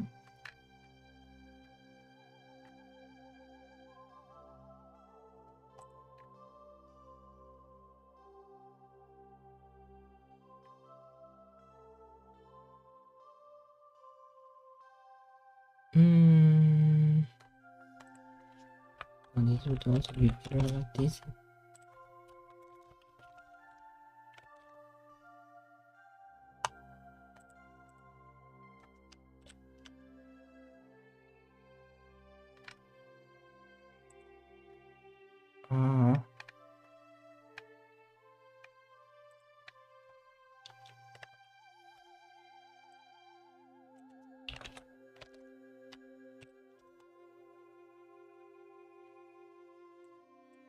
Right? What else?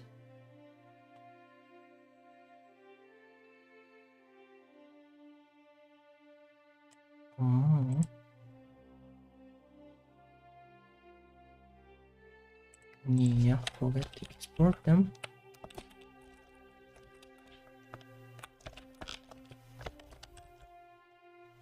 Alright. Now let's see if it blows up.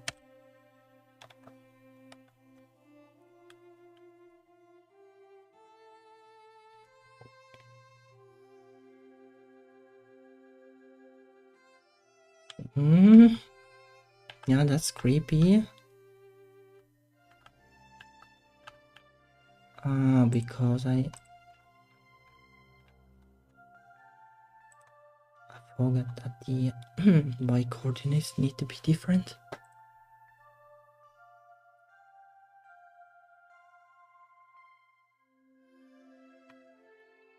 Which one of these was which?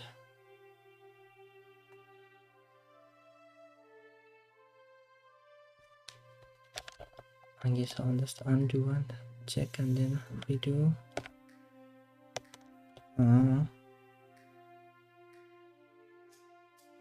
I see.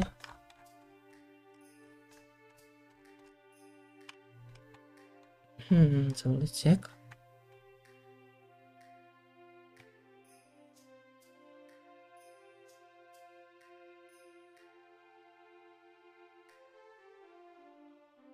Okay, the sprite one is plus 21, and that's why the creepy head. Yep, glitches like this are always fun.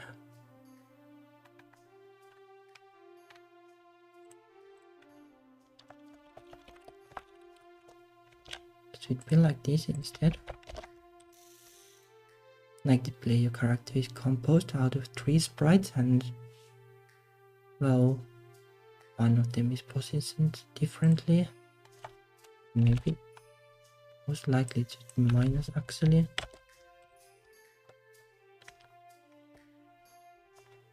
At least I can't think so.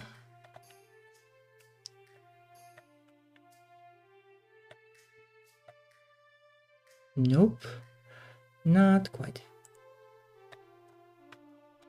Oh yeah, it should be plus because down is positive direction. That always messes me up.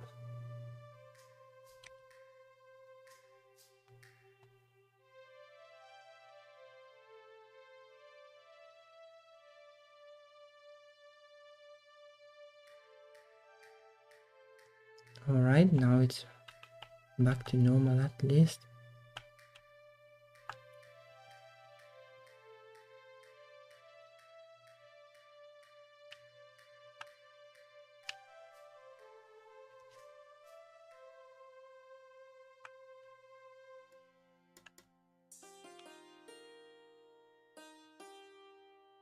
But it's not quite right.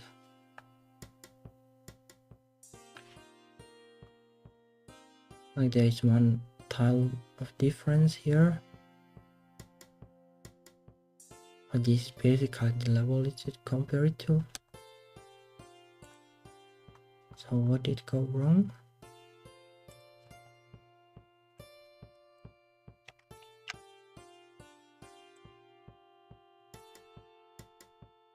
Oh, I guess that what goes wrong is that there is like an extra tile to the top, I guess.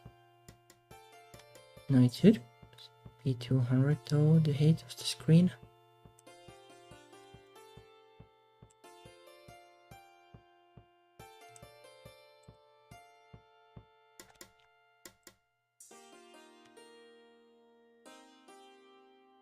Hmm.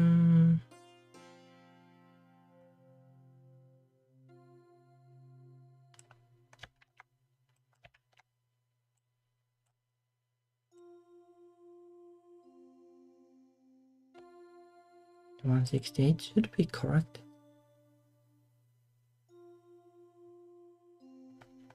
Oh wow.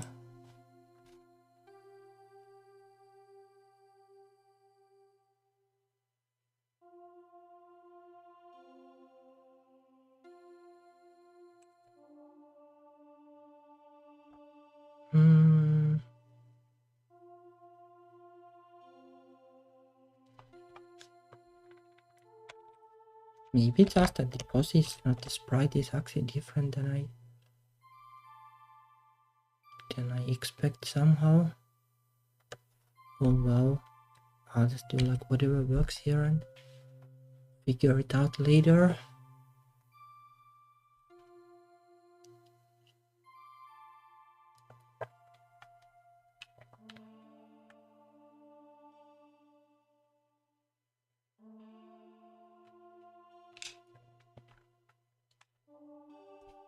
Interesting, it's actually off by more than that.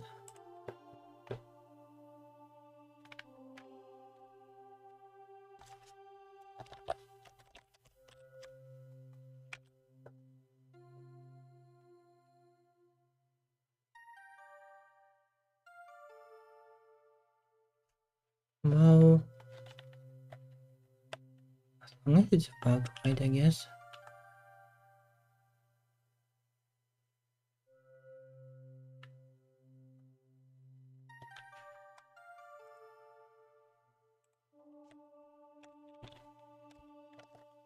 That is probably more or less it.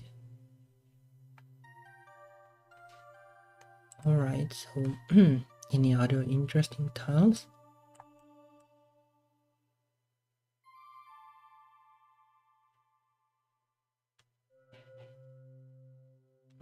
0, 1, 2, 3, 4.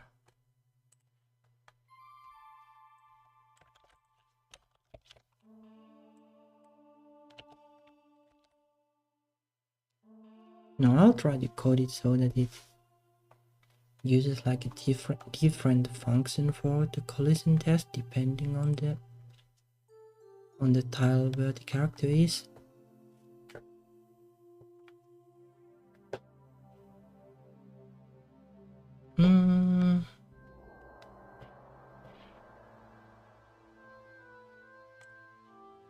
So let's see.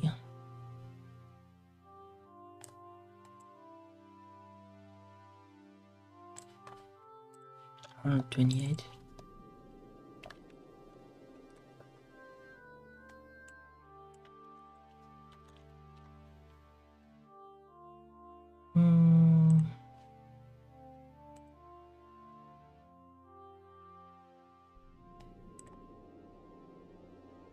2, 1, 2, 3, 5, 6, 7, 8.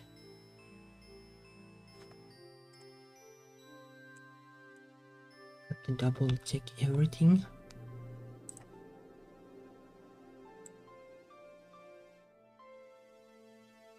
$88.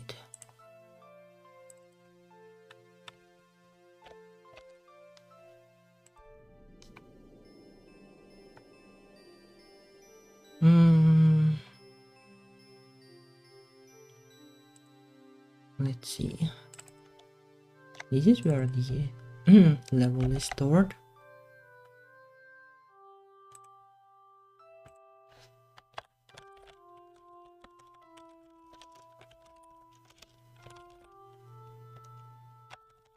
Alright.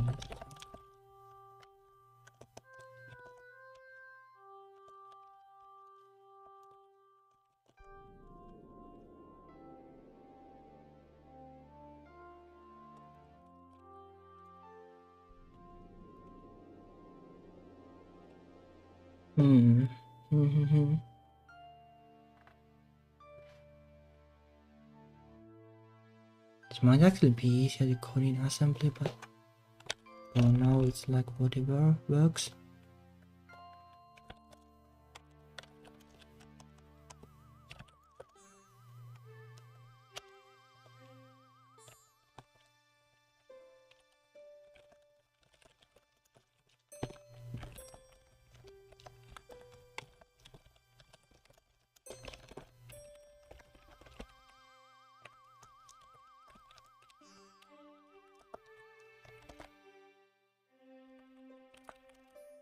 Let's make that the fallback.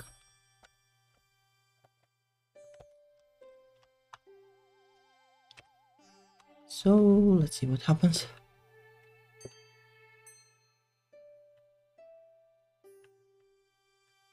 Now it should read something from the level, but I'm not sure if if it's writing exactly.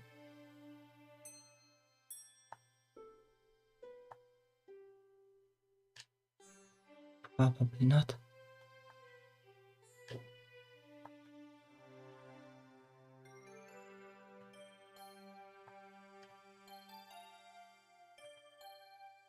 When it's, well, moving to the left is bugged, but oh well.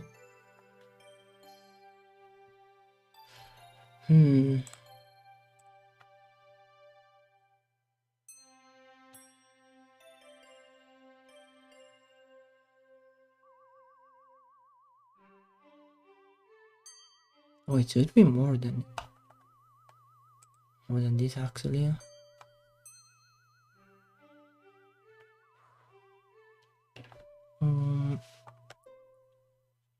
Like this basically,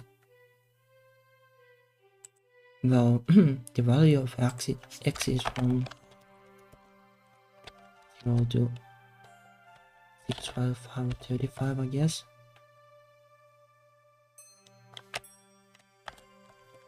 And that should make it from 0 to 255.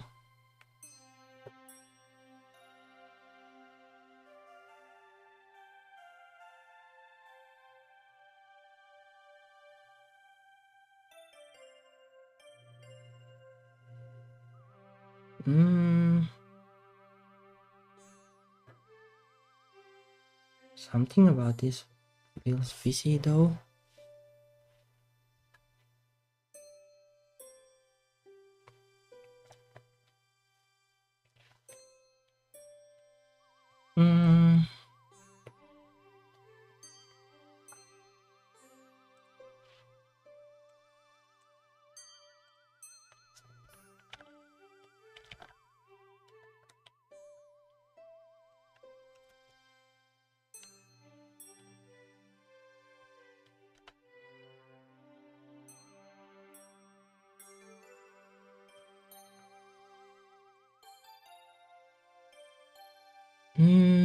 Oh, I see. Yeah,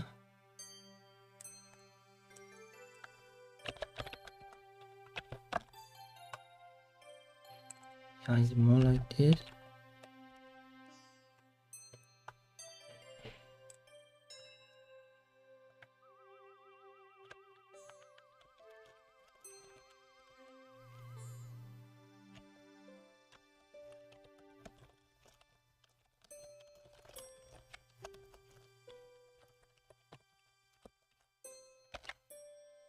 Alright.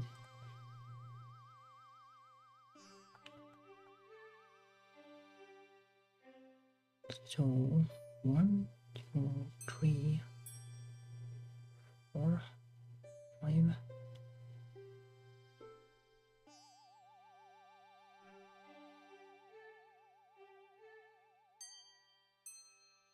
No, it just has 3.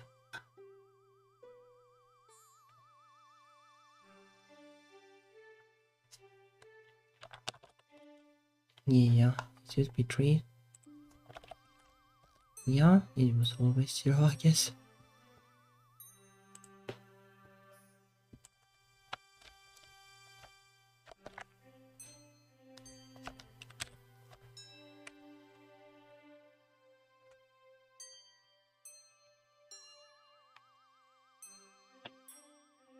How about now?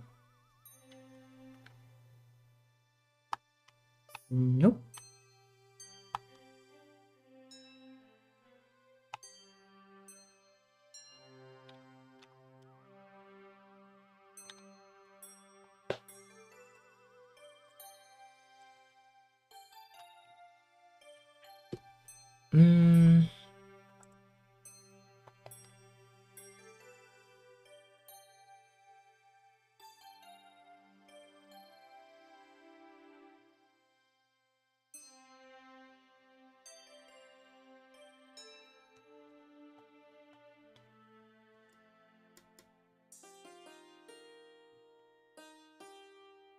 Let me see the memory map of the game. Like, is there an easy way to debug?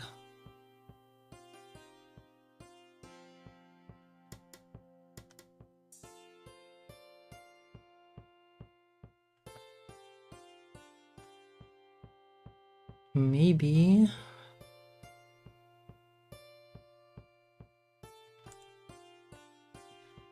Running the debugger is kind of a pain, so I'd rather figure it out without that.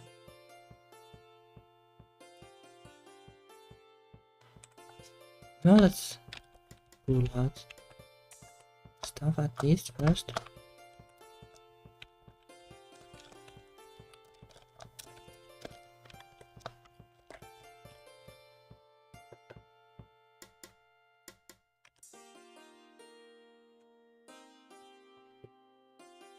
Let's see if the other collision detection function even work like that is. Okay, I guess they work at least. It's just a matter of me sampling it wrong somehow from the level.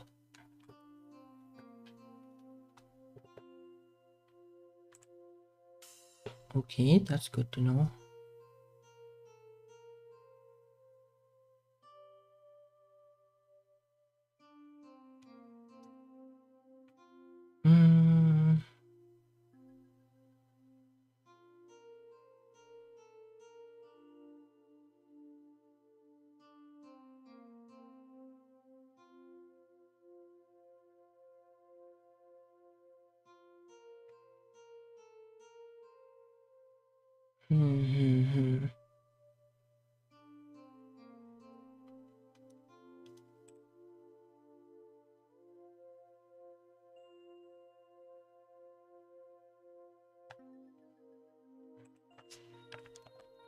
Right, temporary variable for debugging, I guess.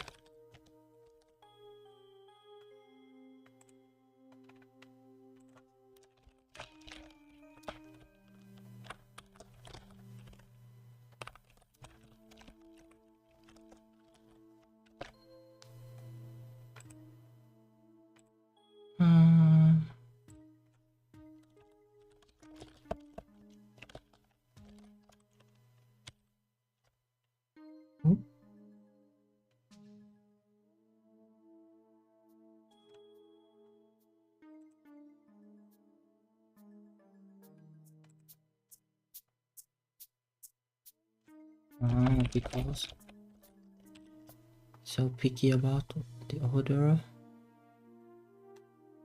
Okay.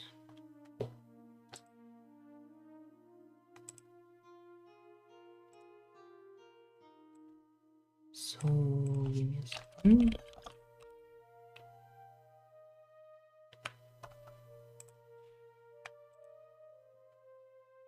Oh yeah, what is the address? The fancy new temporary variable.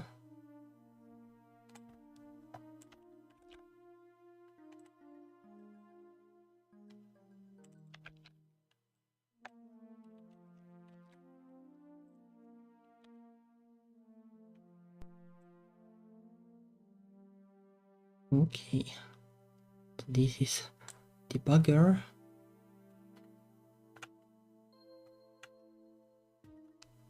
Oh, give me a second.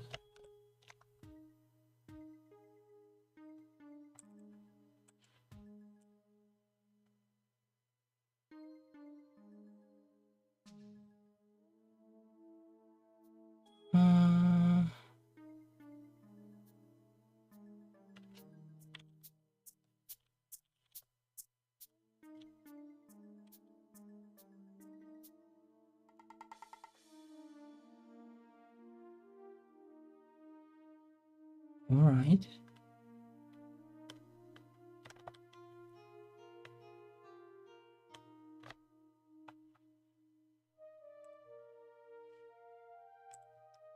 Now I can at least see like what goes here. Now I can store this there. See like what happens.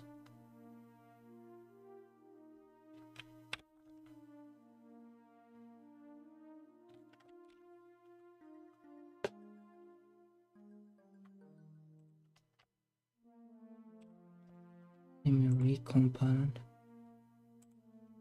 Close this.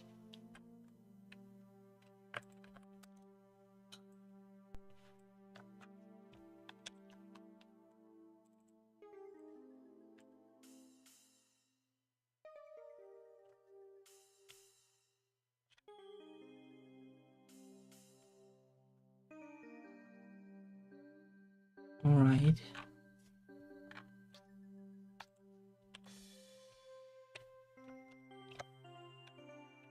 B8OB 13. Oh, I guess it kind of is. Probably. Let's double check. Like, what is this tile?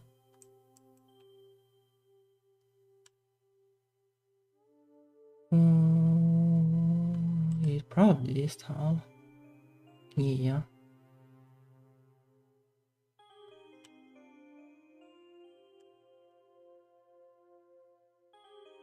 Oh, that is pain to count. Is there a way to tell?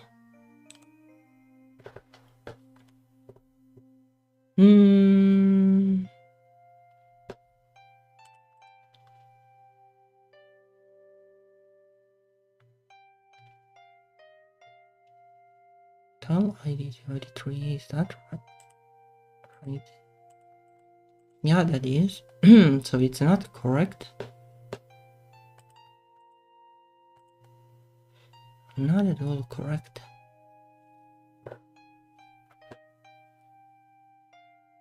Oh, but it is probably in hex, right? Okay, it is in hex. So let's see.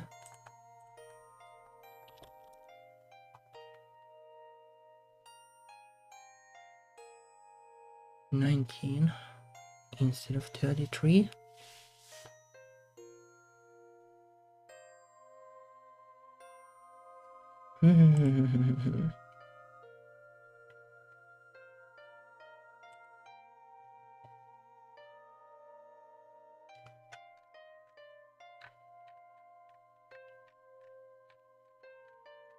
Alright, let's do the math manually and see what goes wrong.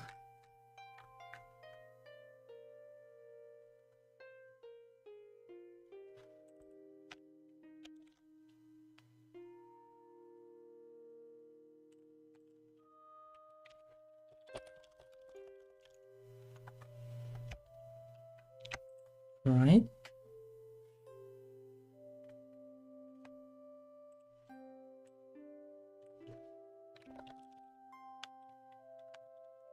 Surely it should be just 6 by 3, right? Oh,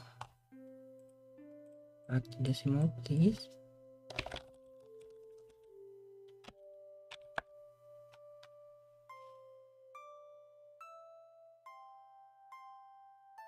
But 19 should be right.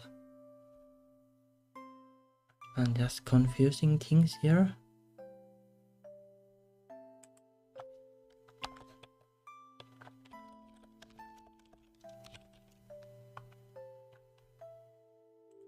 Okay.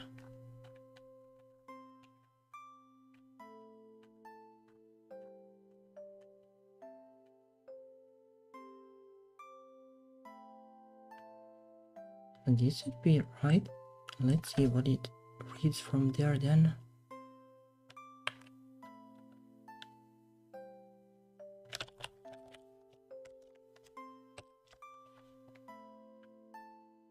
Let me close the debugger. Run the debugger.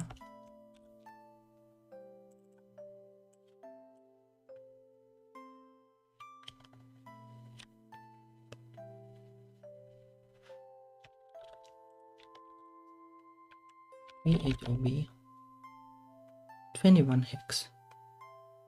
Okay, that's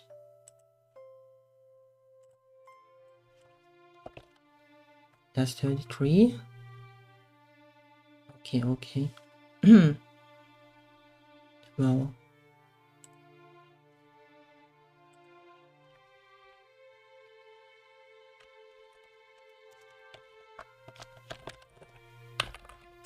Oh, obviously that one won't work because I didn't include this if clauses.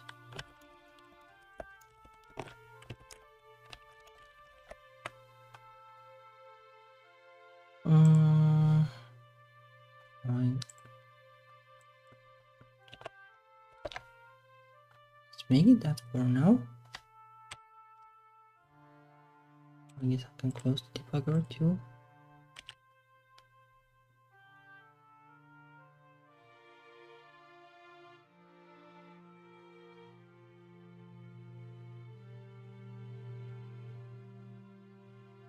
Okay.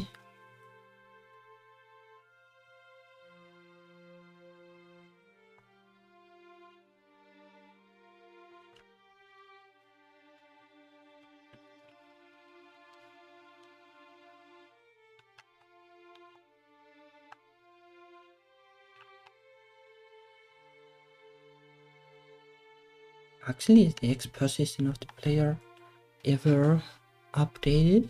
That is definitely a problem because I don't think so.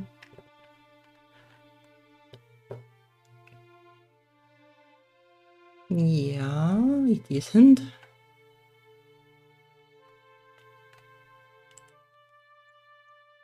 So well, no wonder it was always thinking that it's there because well, the screen scrolls but the player, well, the game thinks that the player doesn't move, just the screen.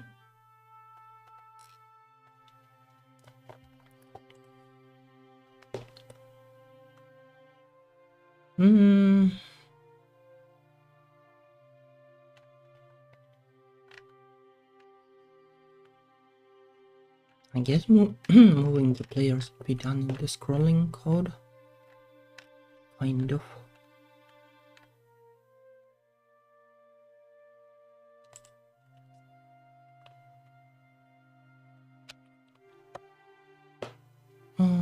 Buttons, right?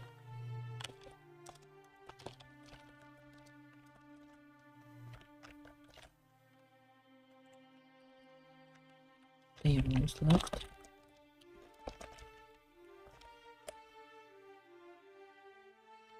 That would definitely help.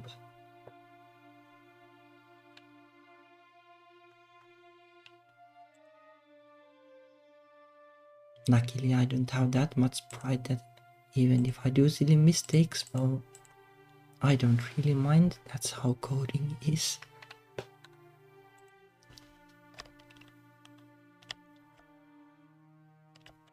Alright, so now the player actually should move. Oh, like the data representation of the player.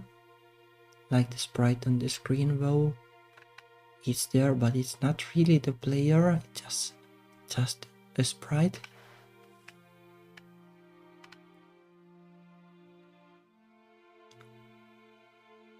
Should probably code some kind of thing that also synchronizes the sprite to the position of the player, like properly.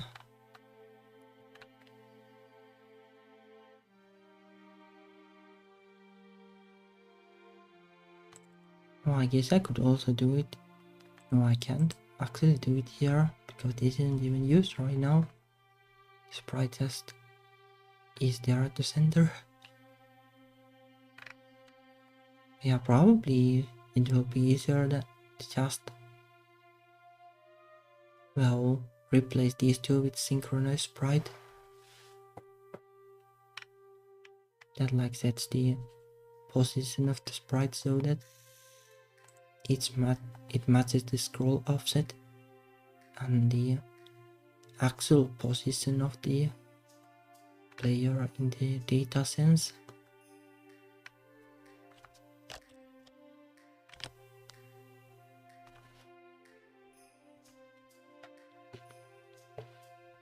There should be slightly better chances of this kind of working now. Nope. I guess it's kind of working because I got stuck inside. Just that the X offset of the player is off too. Oh, I see, like when the scrolling glitches like that, then the position of the player goes all wrong. Yeah, probably better to synchronize it then.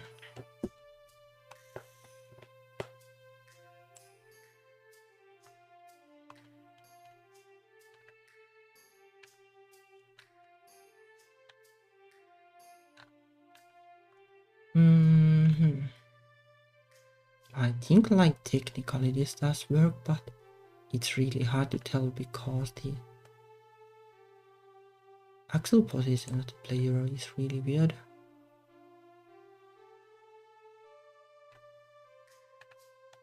Needs to synchronize the sprite though, I guess.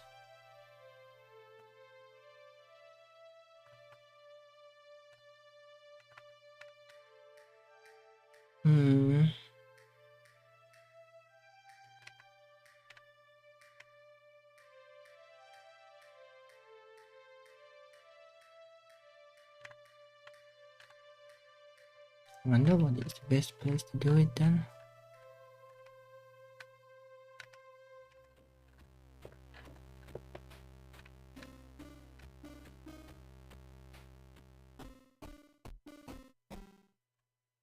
Also, it kind of bugs me, like why does moving left glitch now?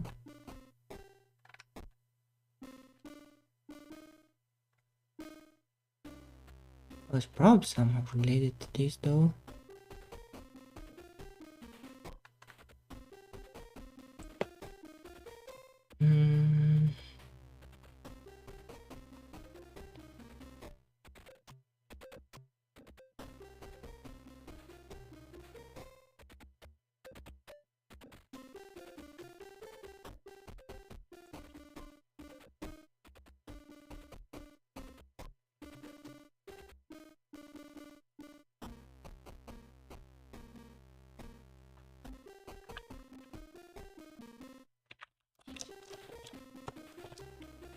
Well, that probably makes it bug at the very least.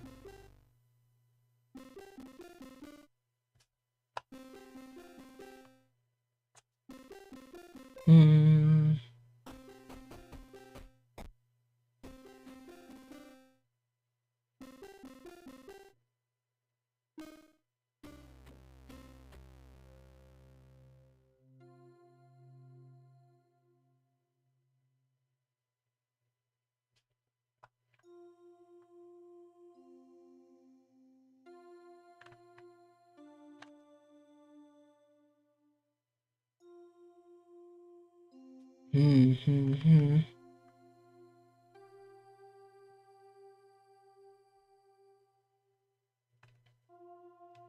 let me see.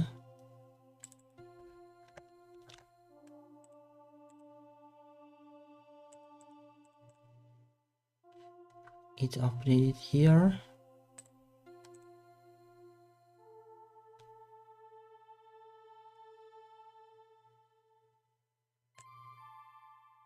Oh, I guess technically like this would be more correct, but they should be the same, I guess.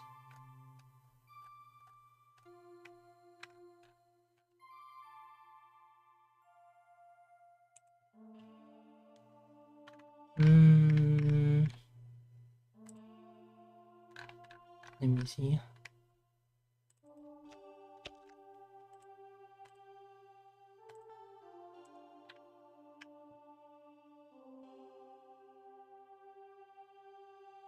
Yeah, it should be the same most likely.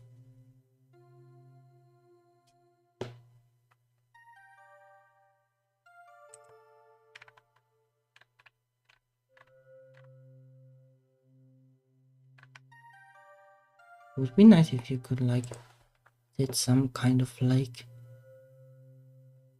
watch variables in the debugger, like it would automatically show like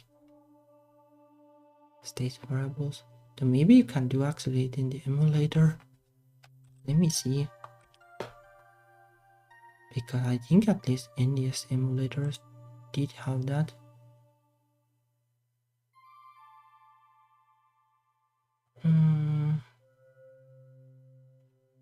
Oh yeah, this does have this monitor thingy too.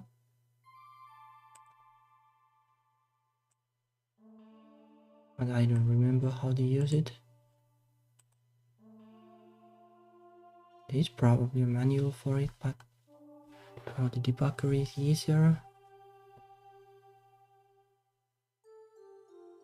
Yeah, this isn't as advanced as some of the emulators for the more popular platforms.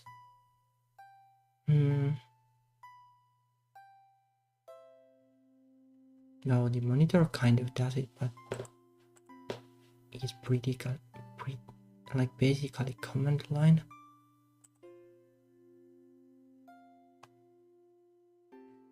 Give me a second actually.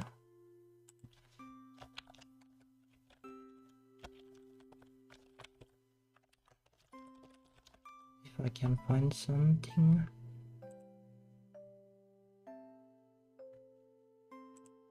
Okay, let me see.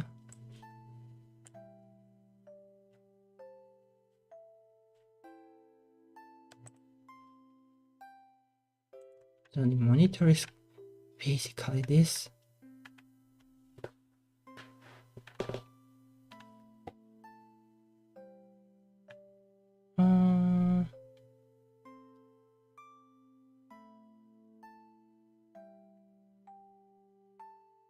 No, it's not really like a register.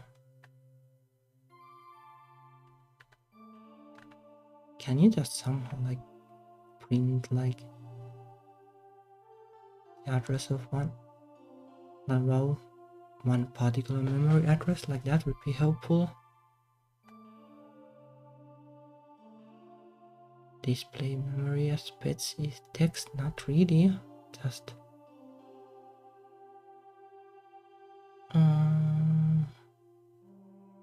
screen code text.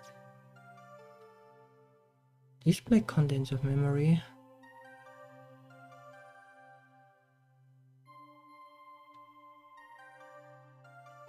Okay, let me see.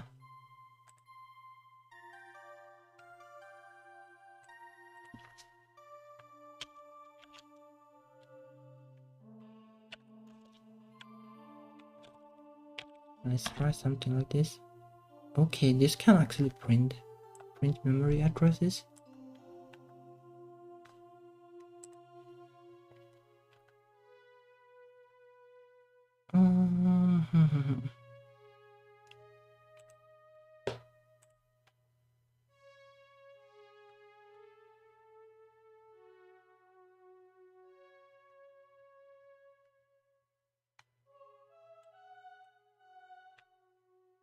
All right.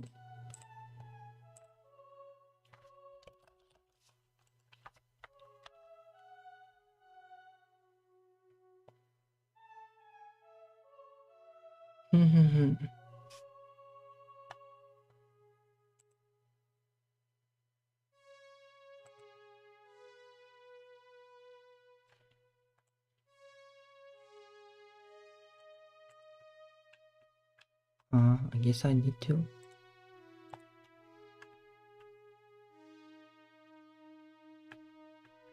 So obviously it's no wrong.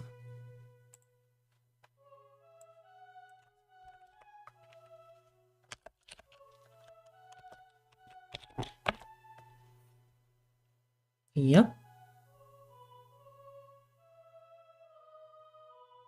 So that definitely doesn't stop it from underflowing. But it is updated. It is updated, but it is updated wrong. Alright, let's see if it's updated in some some place that I didn't expect.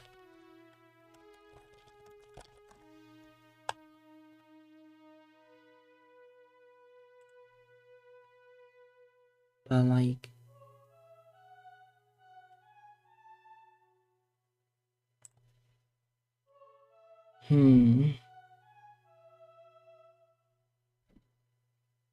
well, I guess like strictly speaking this doesn't stop it from underflowing. Like it depends on what is done to the scroll pixel variable.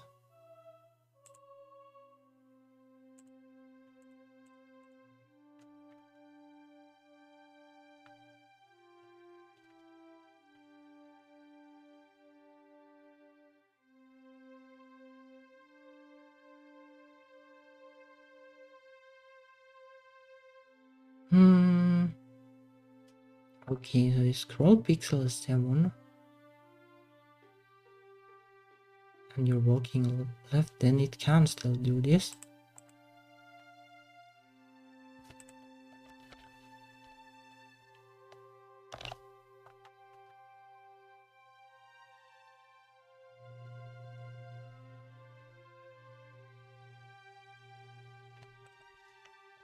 Can you just like close it with 0 basically?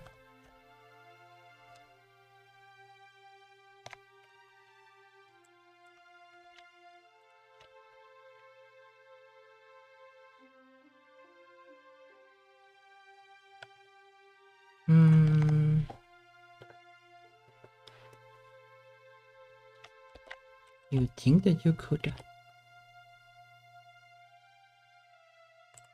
Oh.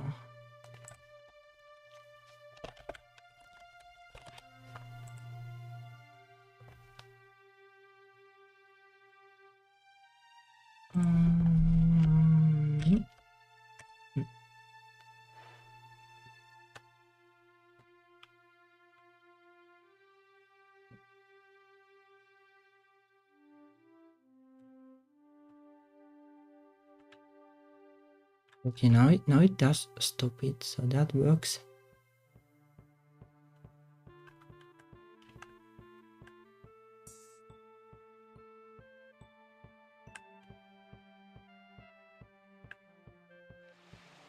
Well, another problem is that the the position of the player is still like well pretty random. I guess I'll just code something that synchronizes the sprite to the position of the player.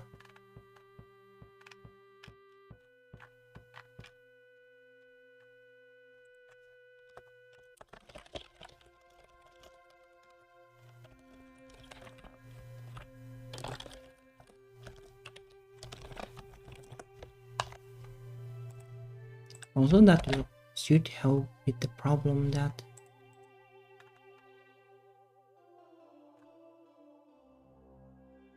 well, actually like well the player might be unable to actually move because this prevents it.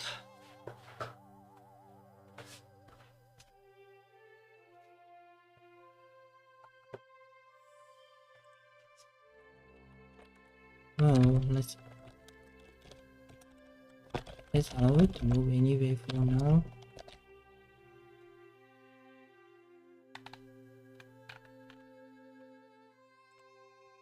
Then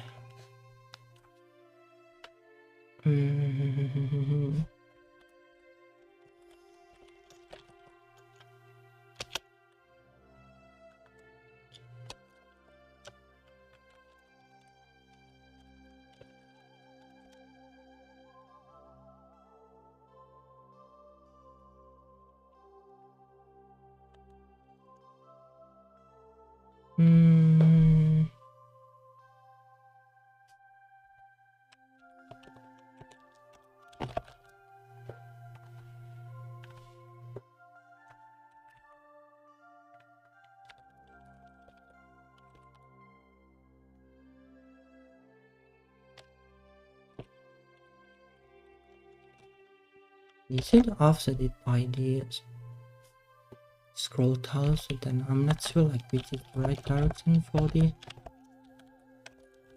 pixel.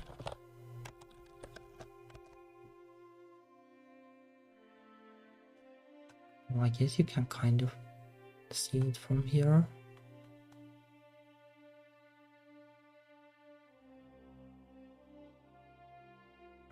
Well,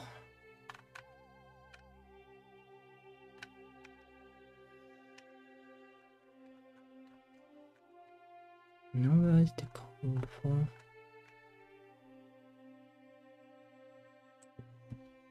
Not the sprite.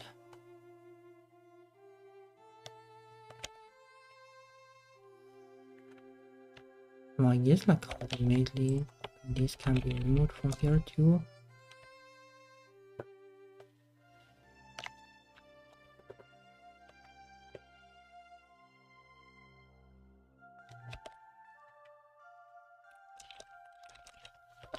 Just like make one synchronous function at the function call at the end of the loop here.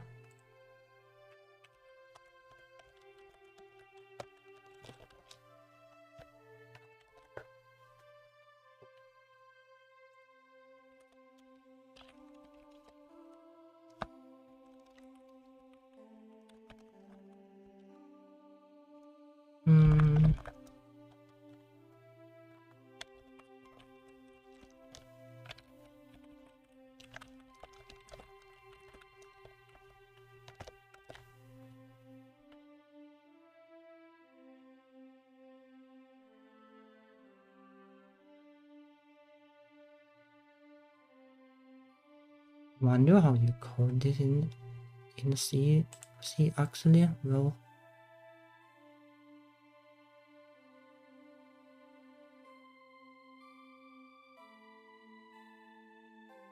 I guess you could cast it in some weird way, but no.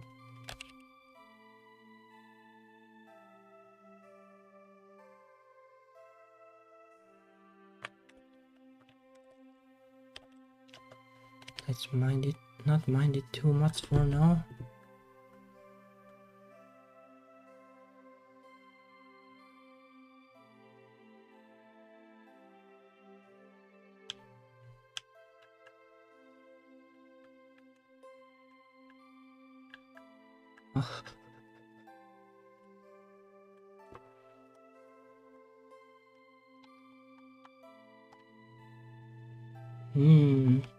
Oh, it also needs to check like that how the player is actually like beyond the screen center before it starts scrolling.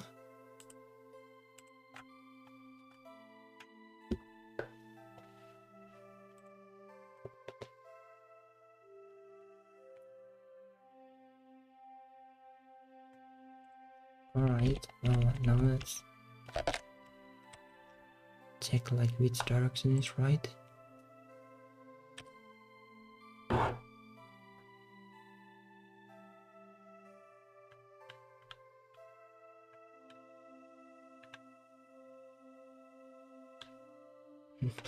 Probably the other way. So it's jumpy. There's also all might be like 7 minus scroll pixel. Just too lazy to think.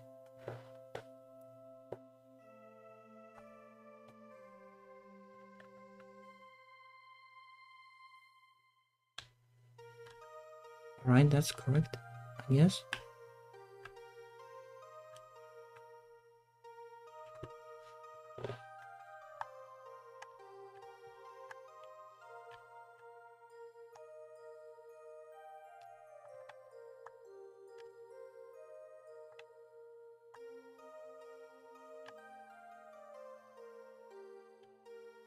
Like here it should fall, but here it shouldn't. Probably.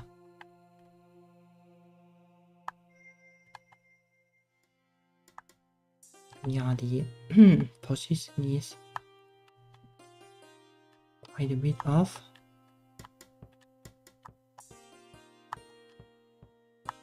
Maybe that some of the tiles don't work. Like this does work to an extent.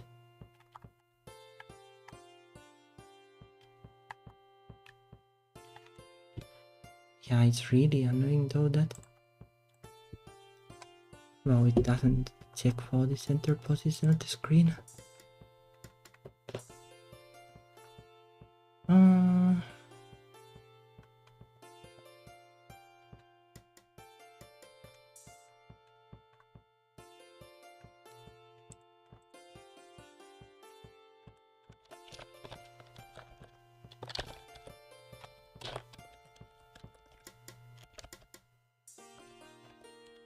Like this.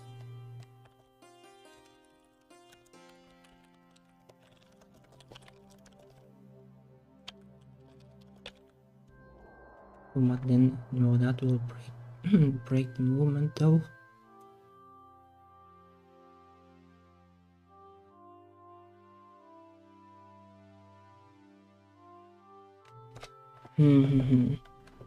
Although it doesn't matter. I'll just put it here for now. Super lazy, but whatever.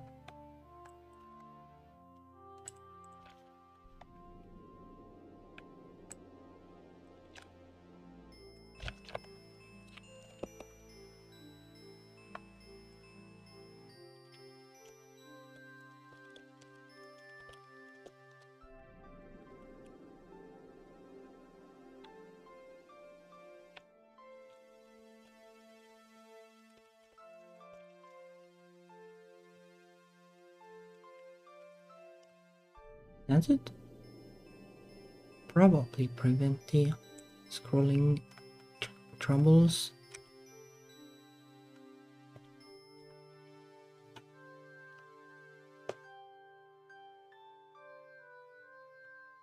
And then it's just about... Okay, it doesn't at all.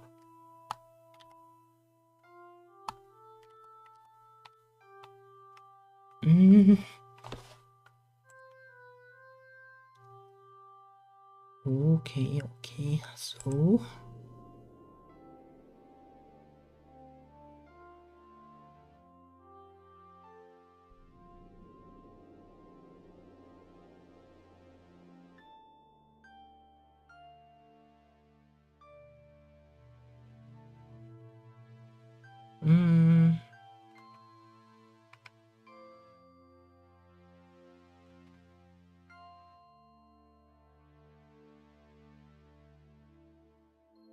Well...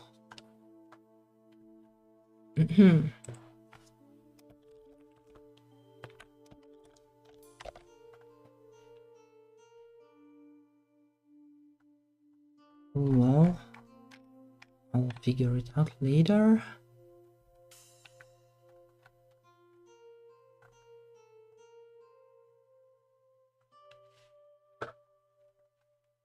I would like to figure out at least like why, like the sampling of the play, like the tile where the player is, doesn't really work. Where is it even? I need to split this main file into like different files because it is pretty confusing now.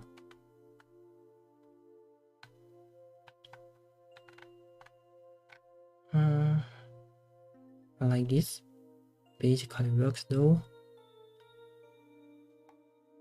Oh, there is also like the if like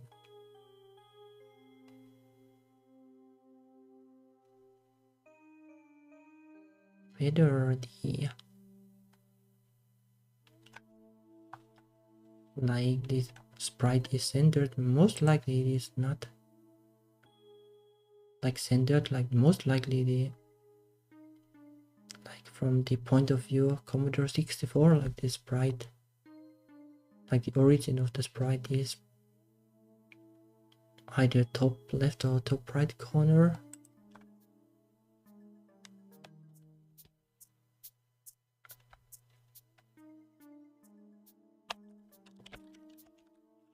Which mean that the sprite is 24 pixels wide.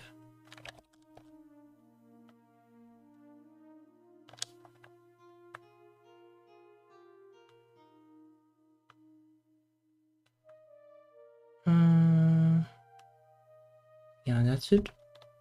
Probably be right.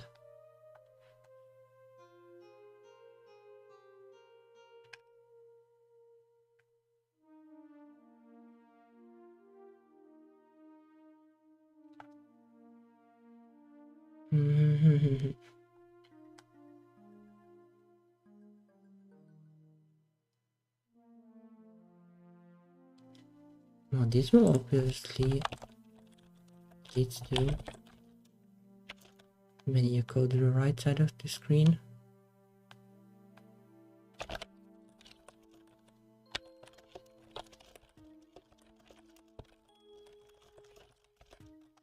Level, yes.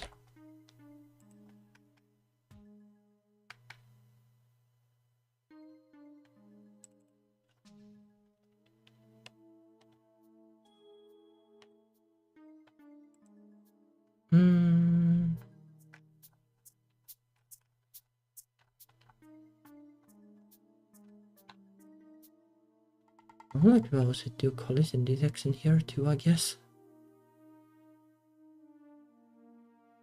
Maybe not here, but in the scroll function, though it's really weird that, well, you would think that this function would do like logically the movement of the character, but it doesn't.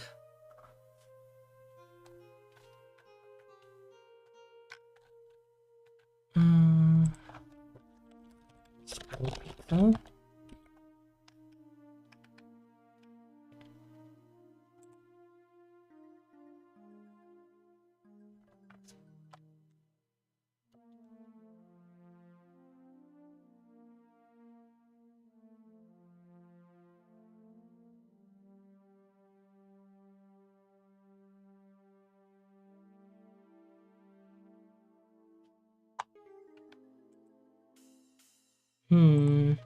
Oh, I got a bad feeling about this though.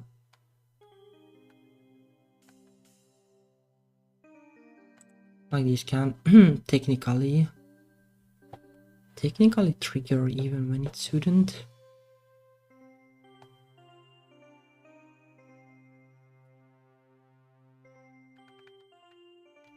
Which one is run first? Tiles or pixels? I guess tiles. Like this function would kind of be the right place to test for collisions, I guess.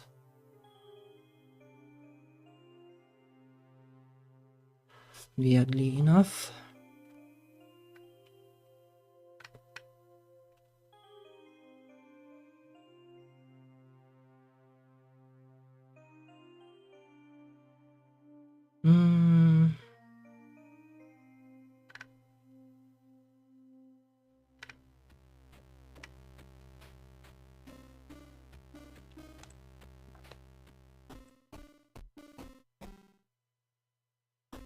Because this definitely shouldn't trigger if you collide with the walls.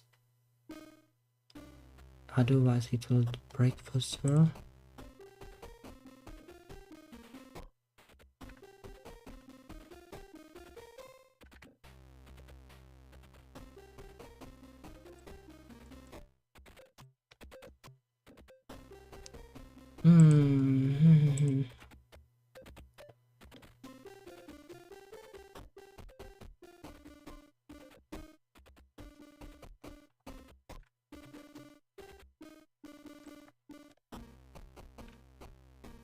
All right.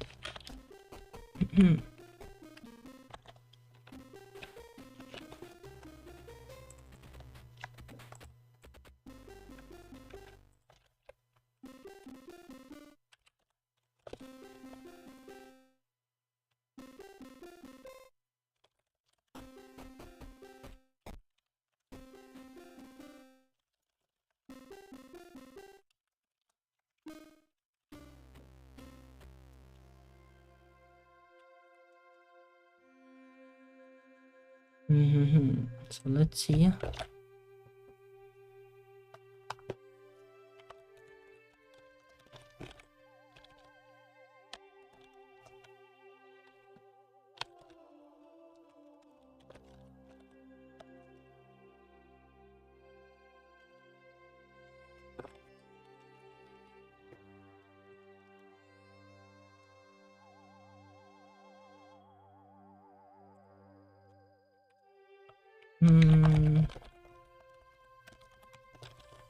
Can I just like basically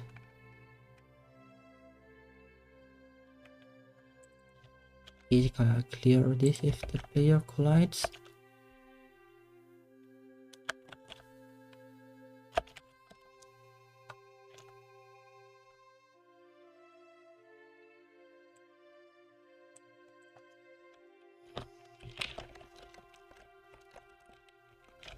It is kind of hacky, but I think it might work.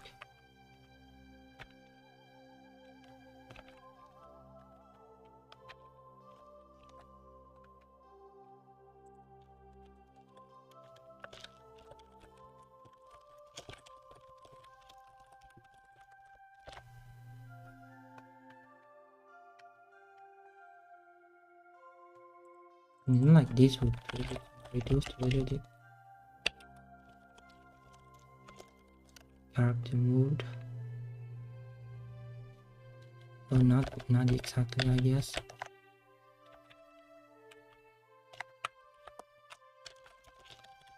Like this, I guess. Now this would be unable to trigger if the player can't actually move.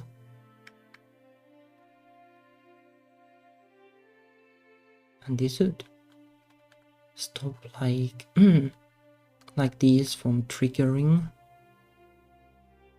in case, well, the player collides with the wall, or would collide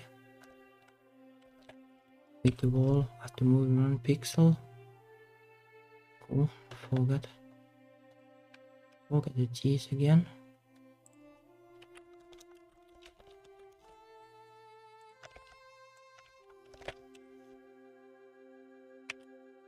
Right.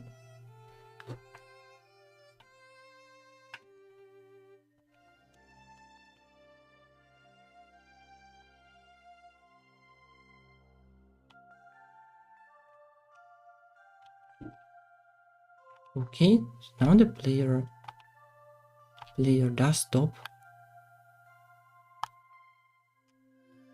I guess it's just that, well, some of these tiles like aren't actually covered, but like, well, the wall clearly is here. But like these tiles here, like I think like they aren't covered by the ifs in the collides with the tile thingy, so it thinks that they are the same level as this, like the fallback. Huh? Not sure why these are also like that. But I do see promise at least.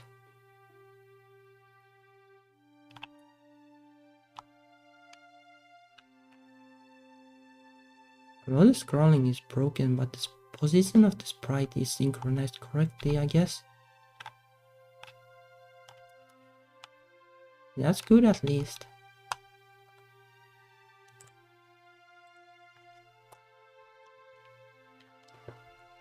Will be just like tedious debugging to figure out what is the little bit I messed up. But well, this works in principle.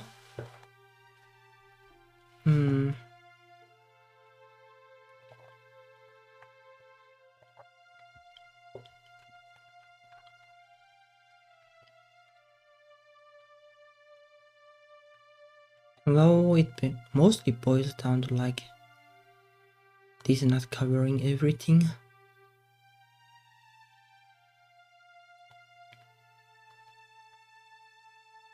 Okay, let me see.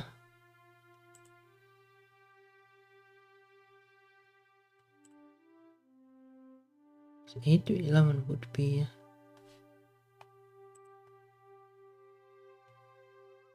that.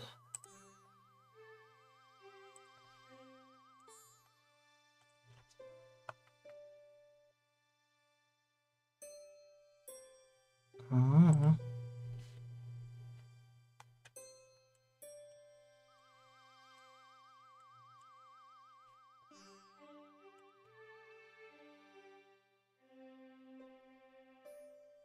Okay, ID3.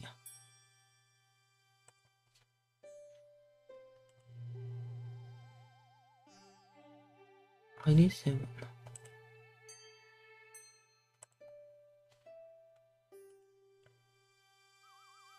ID11. I wonder why those don't work then.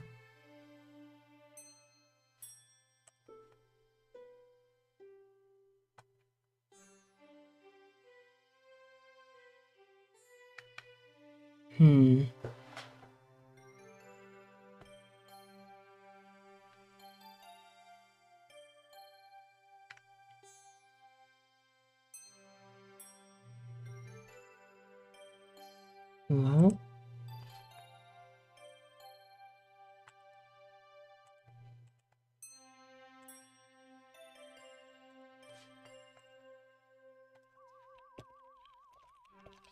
that's code something as DDC like video this task in the beginning should work as expected.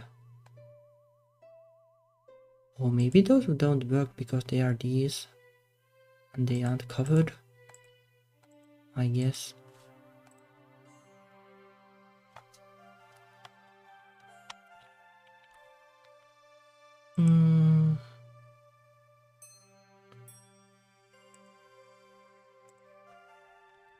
That's probably the reason. I guess it kind of worked all along, but I was just sloppy with this mess.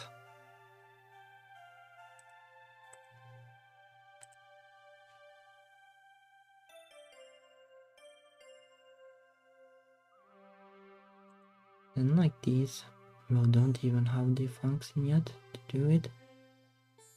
So 24.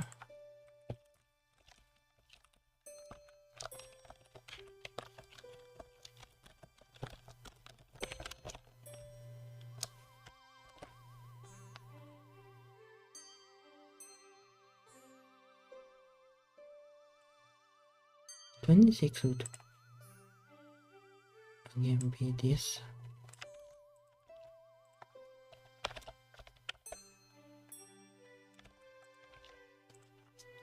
$28 most likely this.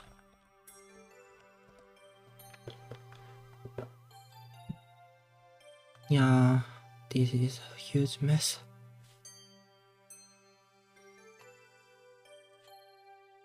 Well, I guess the way to go probably is to just generate some code and then like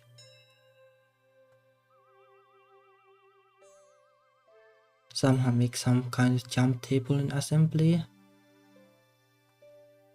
Make like these labels and then make it jump to them. I think jump table were even doable. Let me see. Jump.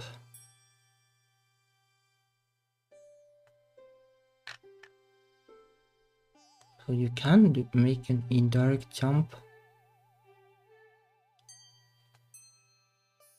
So technically, it should be doable.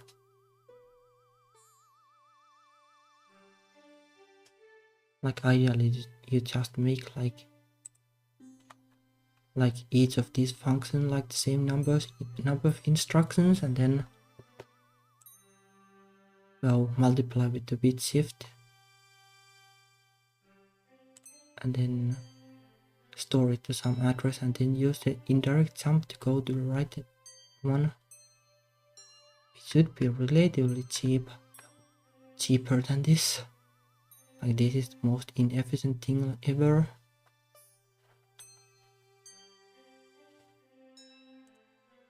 Yeah, it probably will, at least on GNU, but this compiler is pretty sloppy, so there might not be guarantee for that. Like sadly, this isn't GCC, but this is, well, a compiler named C64, and it doesn't have really optimization. Well, it does have a little bit, but not that much, so there probably is no guarantee.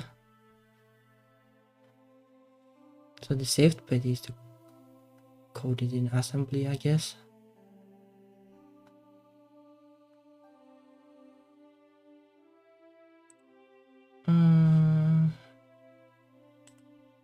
Well, let's anti-rest too.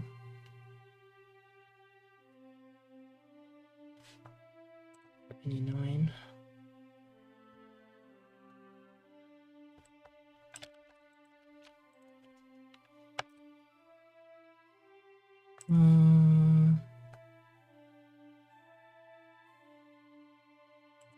Actually, yeah. Right. Oh, I guess it's just like this.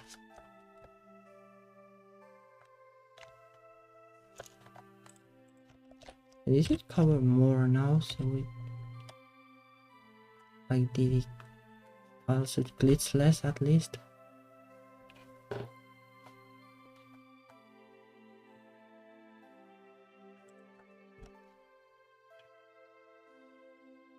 Oh no. Well, I guess some of them still glitch. I guess I configured a couple of them wrong.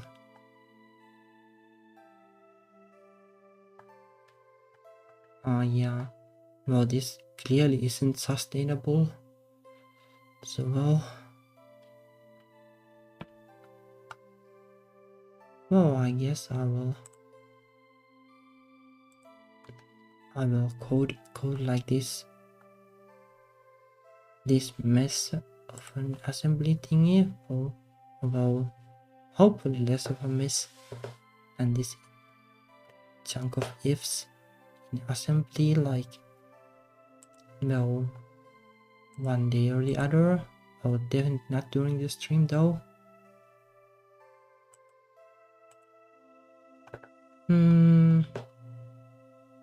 Well, at least like apart from this, like the movement should work and the collision detection should work.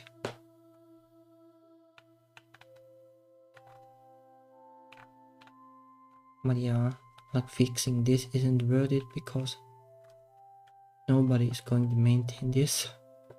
It's just way too bad.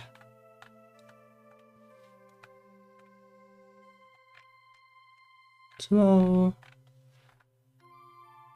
I guess I'll try to toy a little bit with audio too. Would be neat. So let's see. This probably has. Yeah, this is the audio thingy.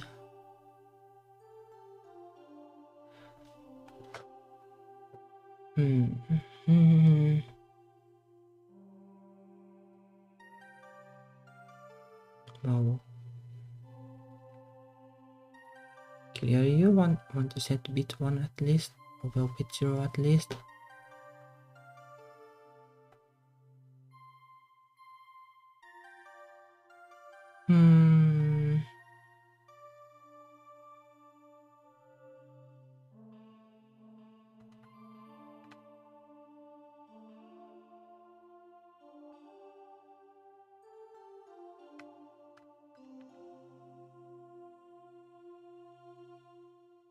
Well, you probably need to set a couple of those.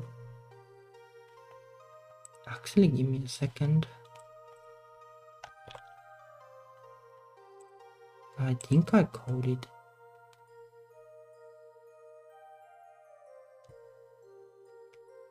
something that could do this. I'm not sure where I put it. Well, that's that's not exactly the best thing, because my hard drive is a mess too.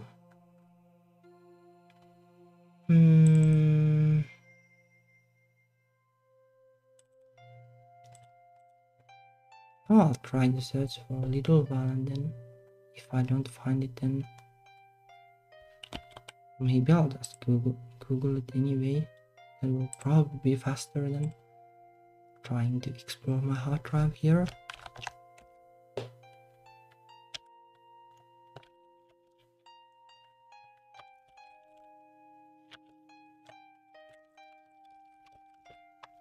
Let me see.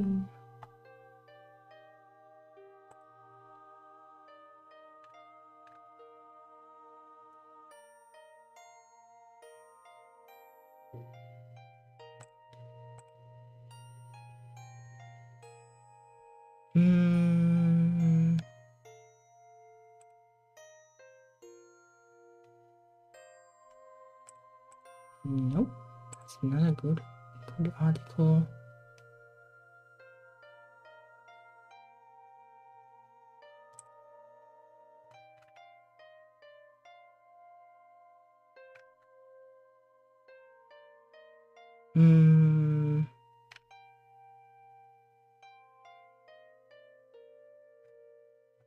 Okay, this might work.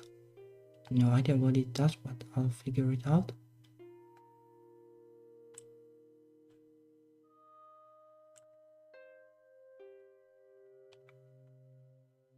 Well, just because, well, the documentation is a pain, like, oh, you basically have no idea what these do. So let's reverse engineer this.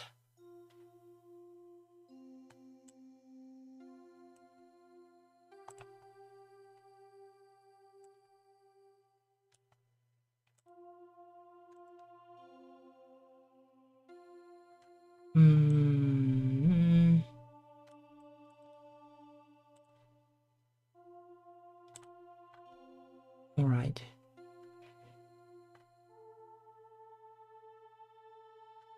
Five or 296. 5 or 2.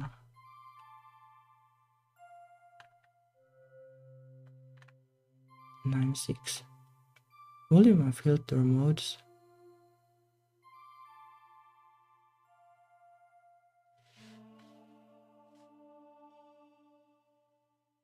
I guess maximum volume. Yeah, it is really famous, and it can do a lot, but well, at least like this document is not exactly the most detailed. I guess this is like clear, like well, maximum volume.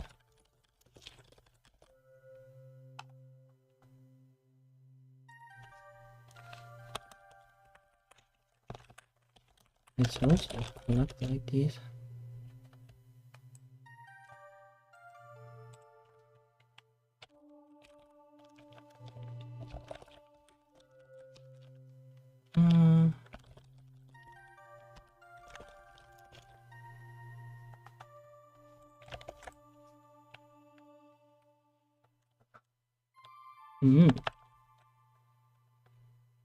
Yeah, I made the made the intro music for Pink Taxi with it like basically a seed emulator.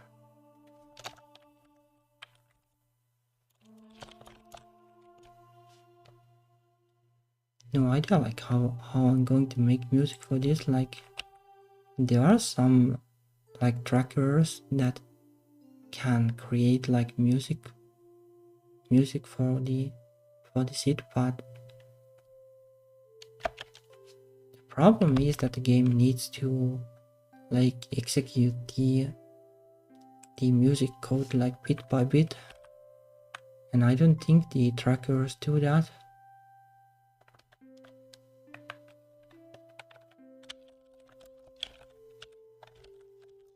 So I'm not sure how I'll do it exactly, but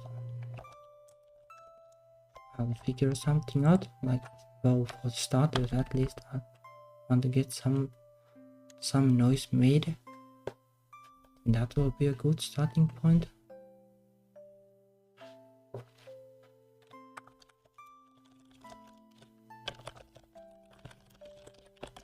Alright. So then this 277.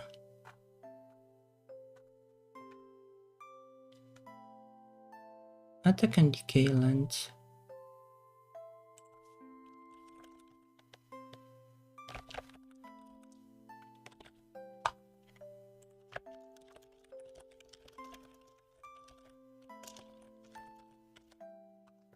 Kind of remember like how these things work, but I don't remember like how you need to exactly configure. But like attack and decay mean like how, well, basically how long this sound is and how quickly it starts.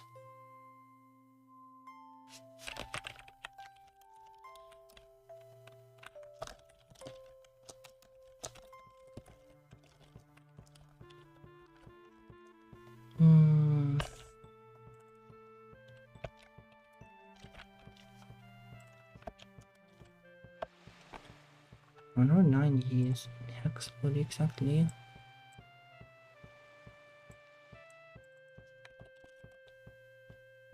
VE. Oh, I guess it sets both pretty high.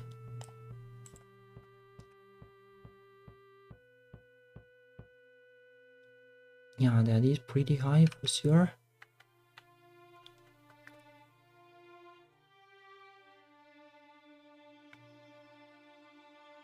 Like decay is almost maximum.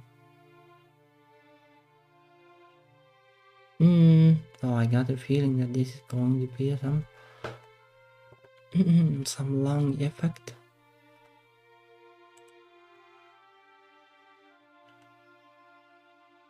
Then this one. Sustain or release length.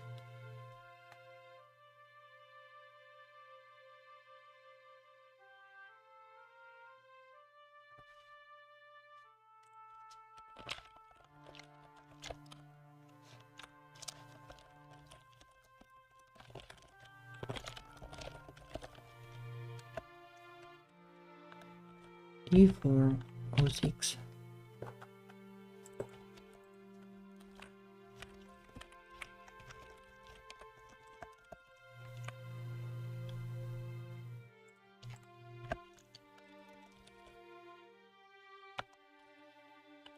Decay. Sustain or release.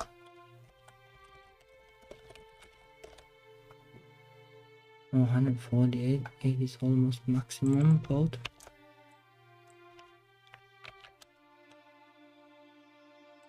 No, not exactly.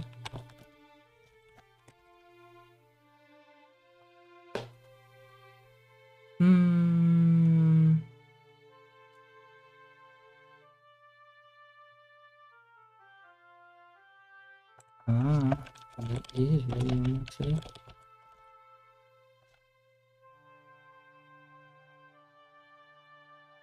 Volume is pretty high. volume is maximum, and release length is pretty high, like 300 milliseconds. Well, not that high, I guess, but so.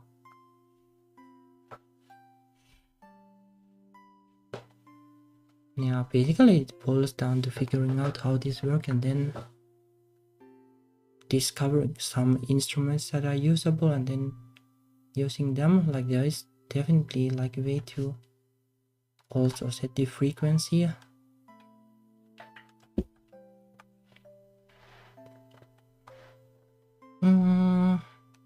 So these then.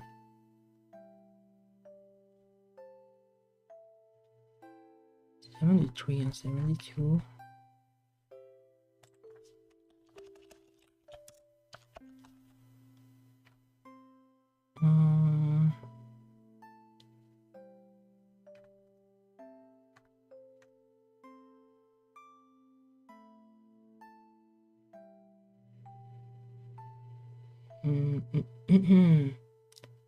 No, it's further away actually. 5, 4, 2, 7, 3.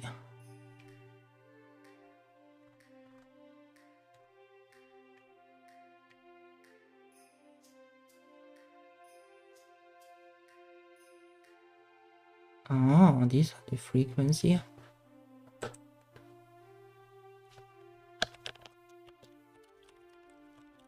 Is it probably 16 bits or something then?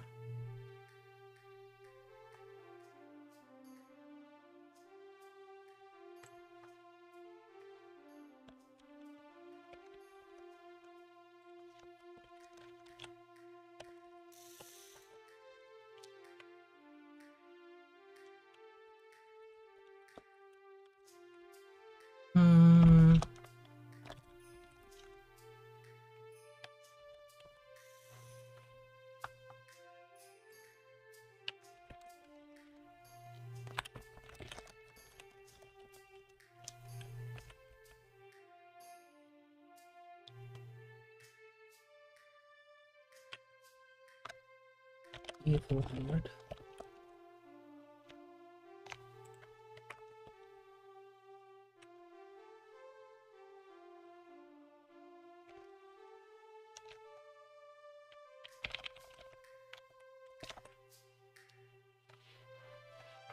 Oh, no need to save it. I'll just copy this out of here then when I have figured out how this works. 76 voice control register.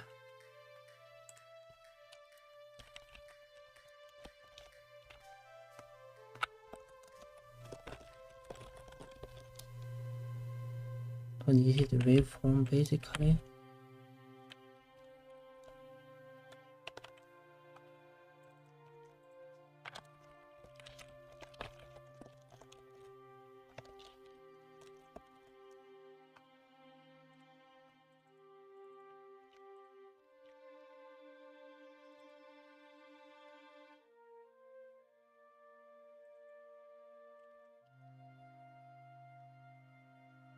Basically means no voice on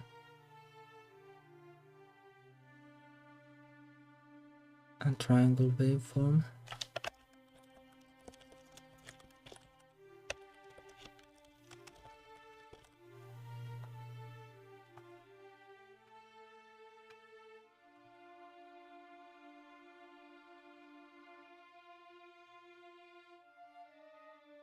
Oh, this is just delay, I guess. And then this, well, is obviously voice of triangle waveform.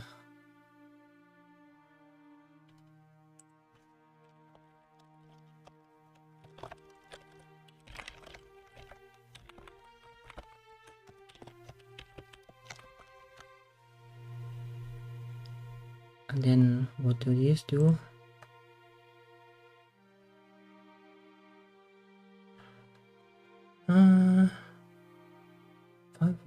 272.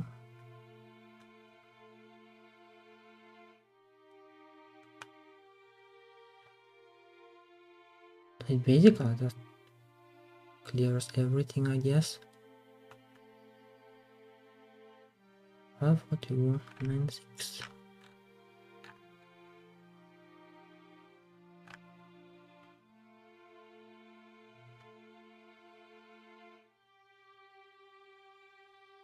It basically just clears everything.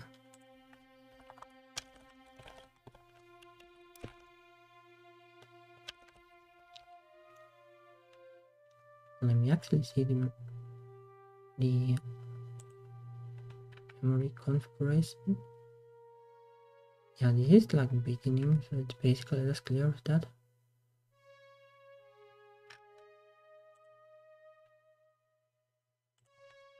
This one really starts from the OO.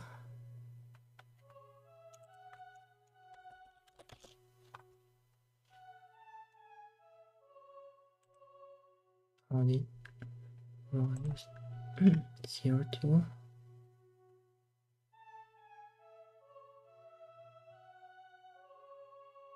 Mm, 24. Yes.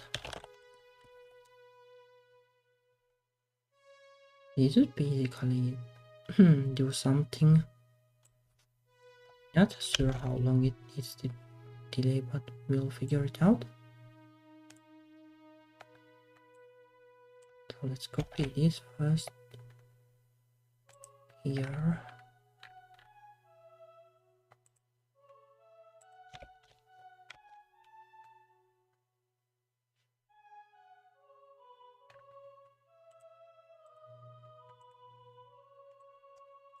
And copy this to main.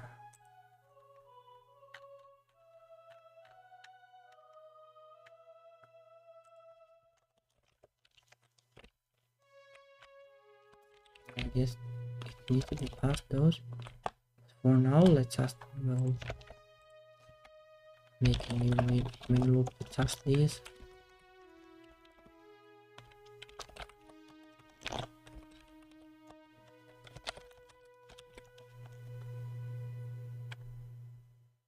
How many cycles it sleep exactly? Let's make 10k for now. Let's see what happens.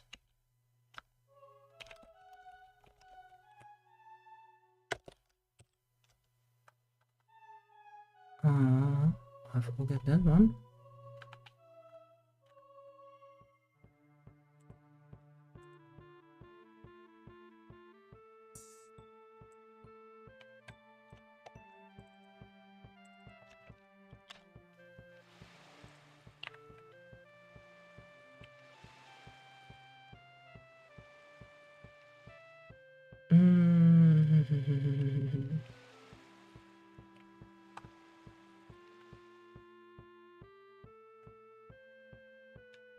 Let me double check. Oh.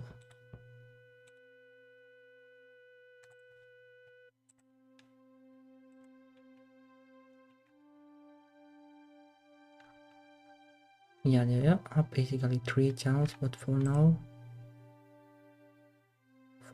just one channel is good.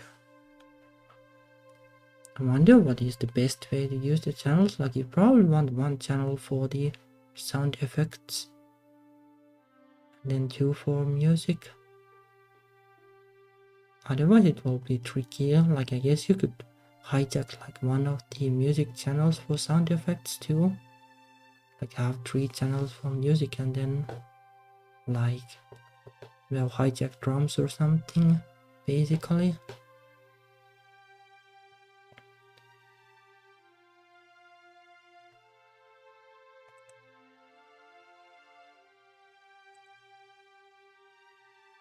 Something about these numbers I made like don't match.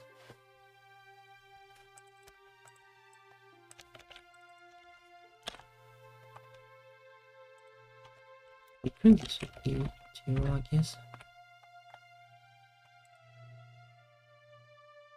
Yeah, frequency is 0.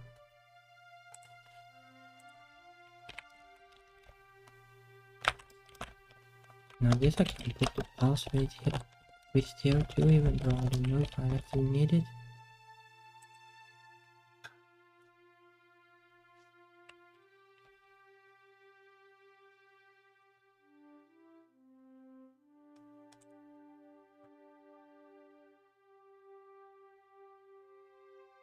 Oh, that explains it. This is voice control.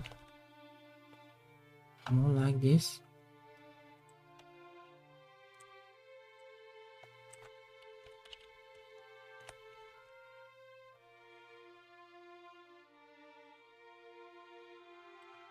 Okay, that looks better.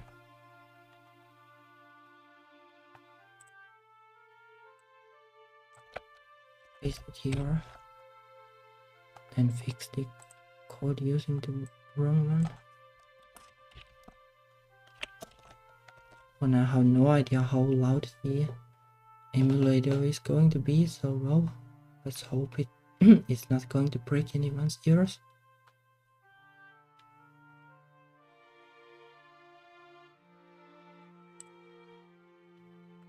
Let me pause the music for a little bit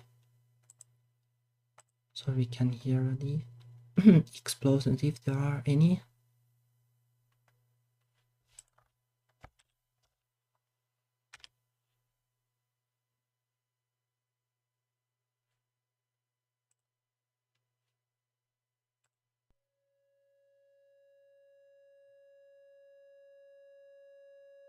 Oh, it's not an explosion. It is kind of like a flute.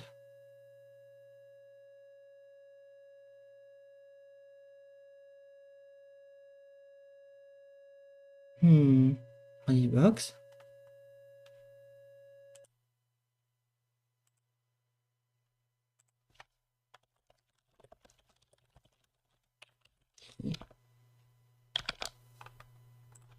Let's try to make an explosion then, I guess.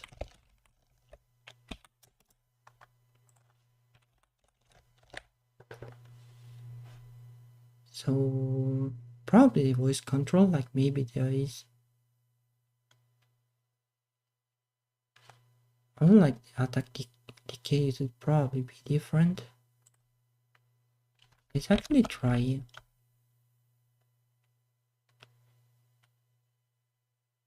like this. Like, how does it change?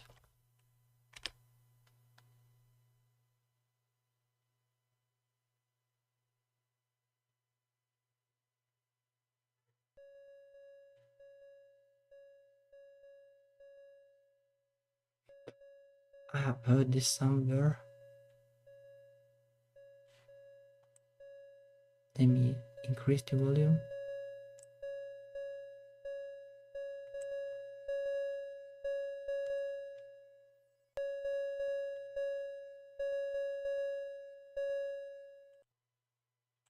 Oh, it's kind of like collect coin, I guess. But yeah, well, this is kind of how you make sound effects with this, I guess. I just try out different values.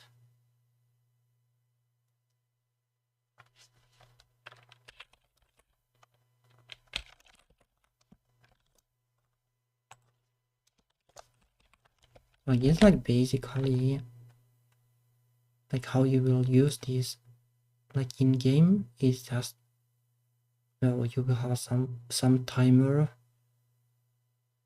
and like, well, you will set the timer and then set this, and then in the main loop like check like whether the timer has elapsed, and when it has, then you call this, more or less. Okay, so let's see.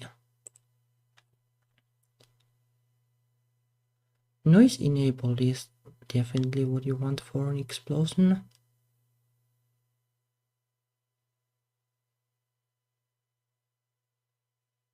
Can you enable like all of them? No, I would guess like so, and noise would be nice. Most likely it's probably just one. If you can use all of them, then that's interesting. But let's try with noise first.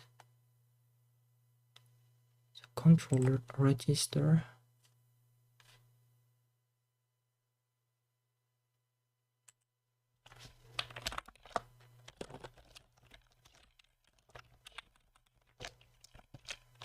And this should be noise.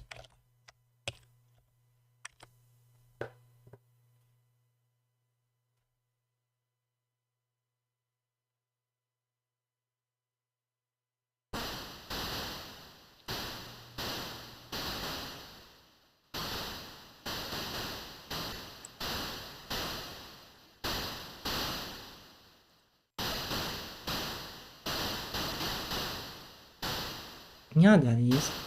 And it's the good old C64 explosive.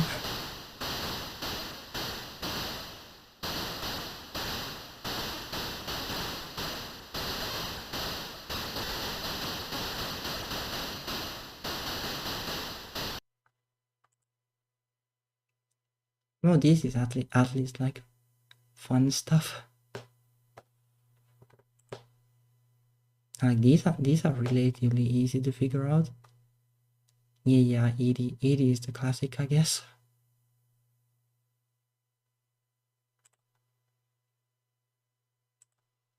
You can probably make it like more abrupt with this.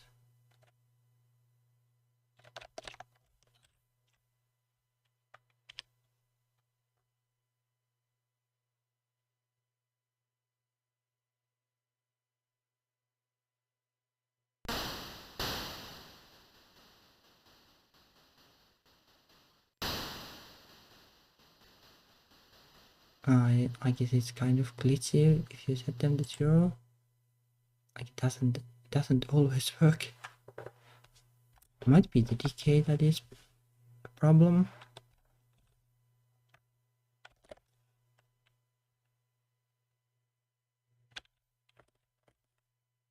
If you decrease release, well, like what will happen then?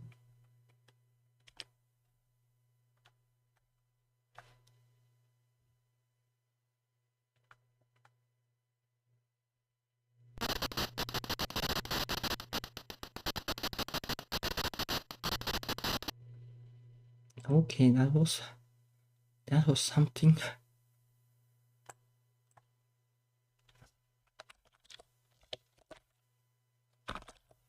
Let me increase this. Like I wanna hear.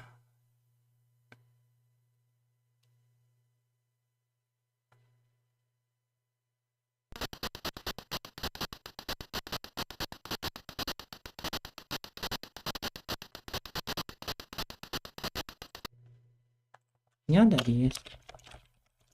I don't know, train or something.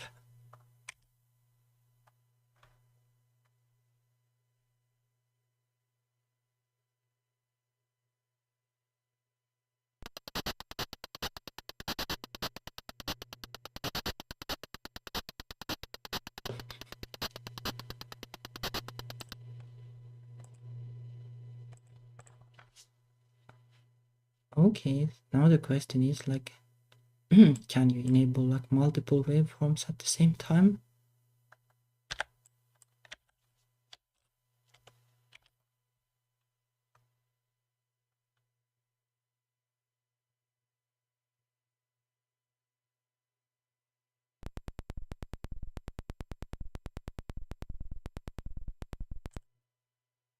I guess you can, but it doesn't make sense really.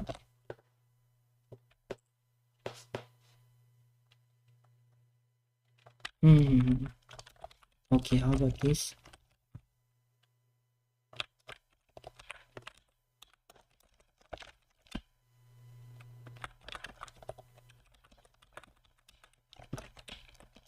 Like I'll make it cycle like different ones.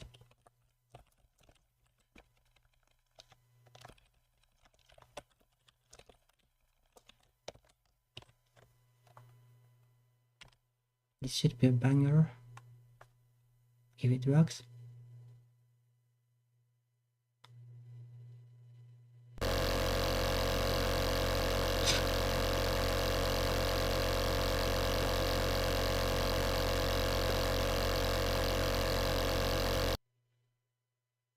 Yeah, that was a good one.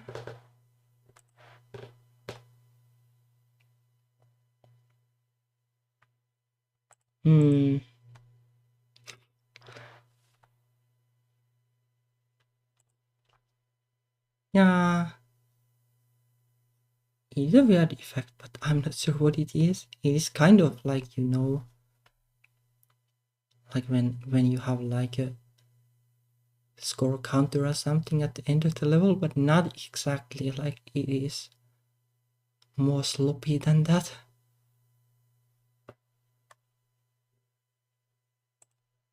Okay, so how does the frequency work then? Like, that is the next question.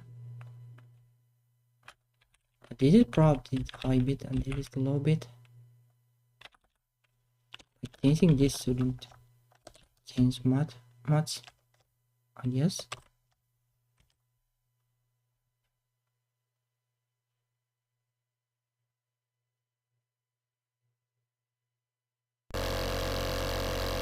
Yeah, that is correct. Changing this will have more effect then.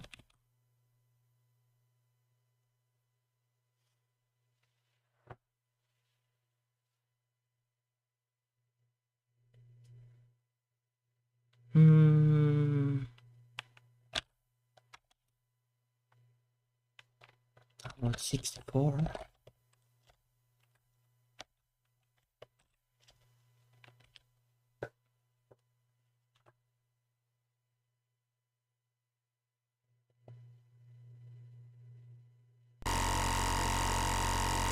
Oh, that's closer, I think. Though.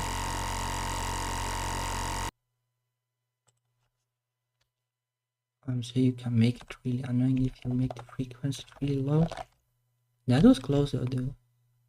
Like the end of screen score thingy. And this would be pretty icky then, most likely.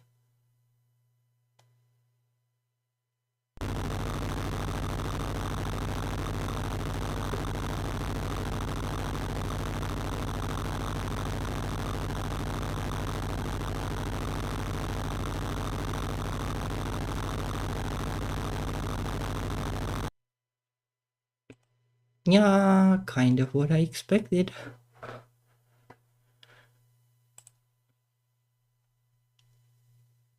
Yeah, well, this is a good one at least. Can I make it look really low? Like maybe 3? I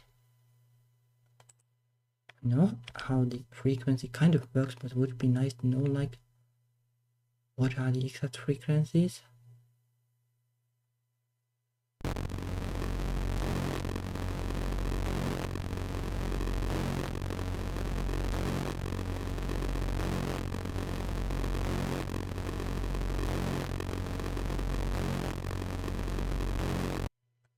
That is more like some kind of sci-fi effect though. Not as farty as the previous try.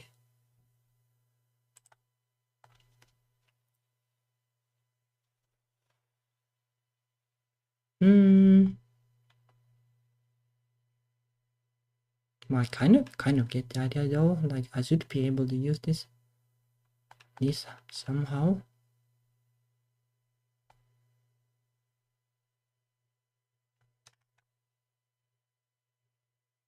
And like, well, this is probably useful like as an instrument.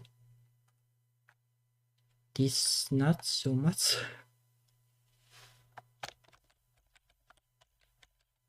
Like this was the most useful variation. And like I guess you could make it like variable. Basically this, then increment variable.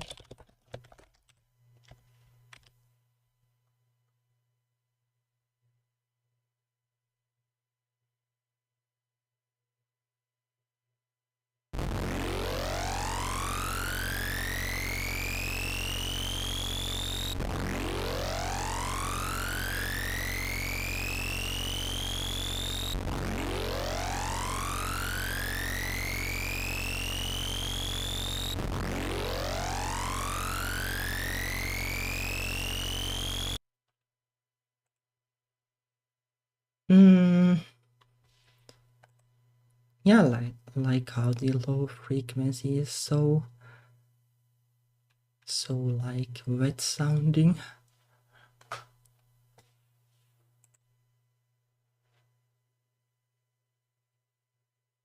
Mm-hmm. Or if I make it something really random.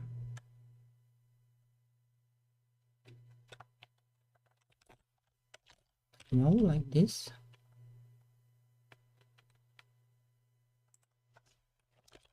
I guess I could also like put it in all these places.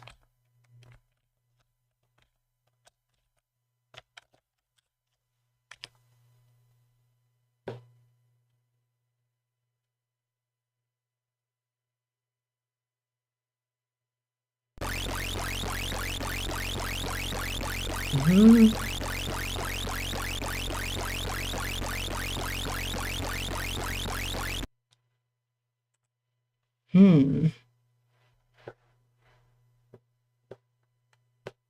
But there are a lot of possibilities in terms of like, well, randomly changing the waveform and the frequency, I guess. That's interesting. Probably not so useful for music though. I guess changing the waveform can be useful, but it's kind of like changing the instrument.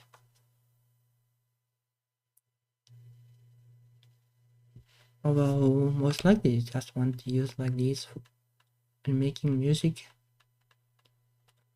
Like Google up some kind of frequency sheet and that well matches these values with frequencies of notes, and then just do that, and then well note on and off basically.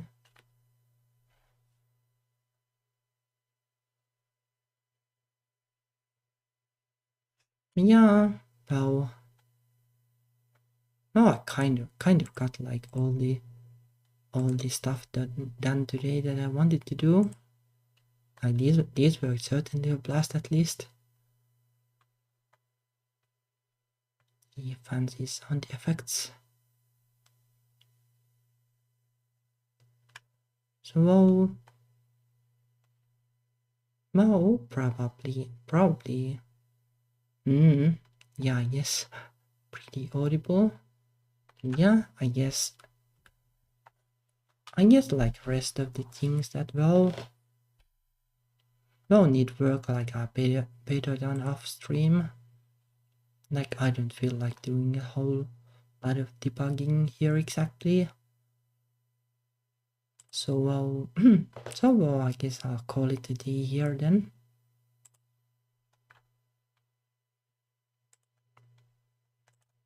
But yeah, was certainly a nice one. Got quite a bit done, which is great. I'll try to figure out like the scrolling things and come up with some kind of collision detection solution. And well, when I have that, like then it should be possible to do something playable even. Like well, at least like well, you know, movement. Well, you can already kind of move, but it's too glitchy. But if I can't get movement going, then well, I can think about like actual like gameplay objectives then, and well get like the NPC made maybe like graphics and stuff, and figure out how to display text during like events and such. Like I want to kind of make something a little bit, you know, like the old school Castlevania inspired, like something like that. at least in terms of like how the levels work, like you will have like one long level usually, and then like you can maybe go like stairs ups or stairs down. Like the level format should be pretty well suited for that.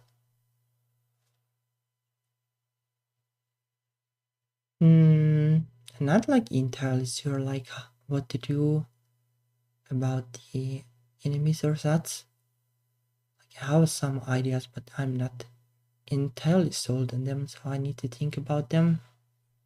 But well, that is usually well, best to just leave it there, and you will usually come up with the ideas eventually.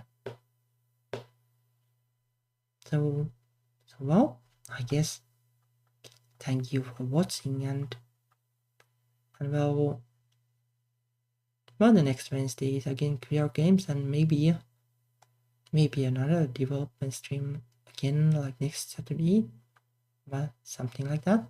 Anyway, see you. Bye bye.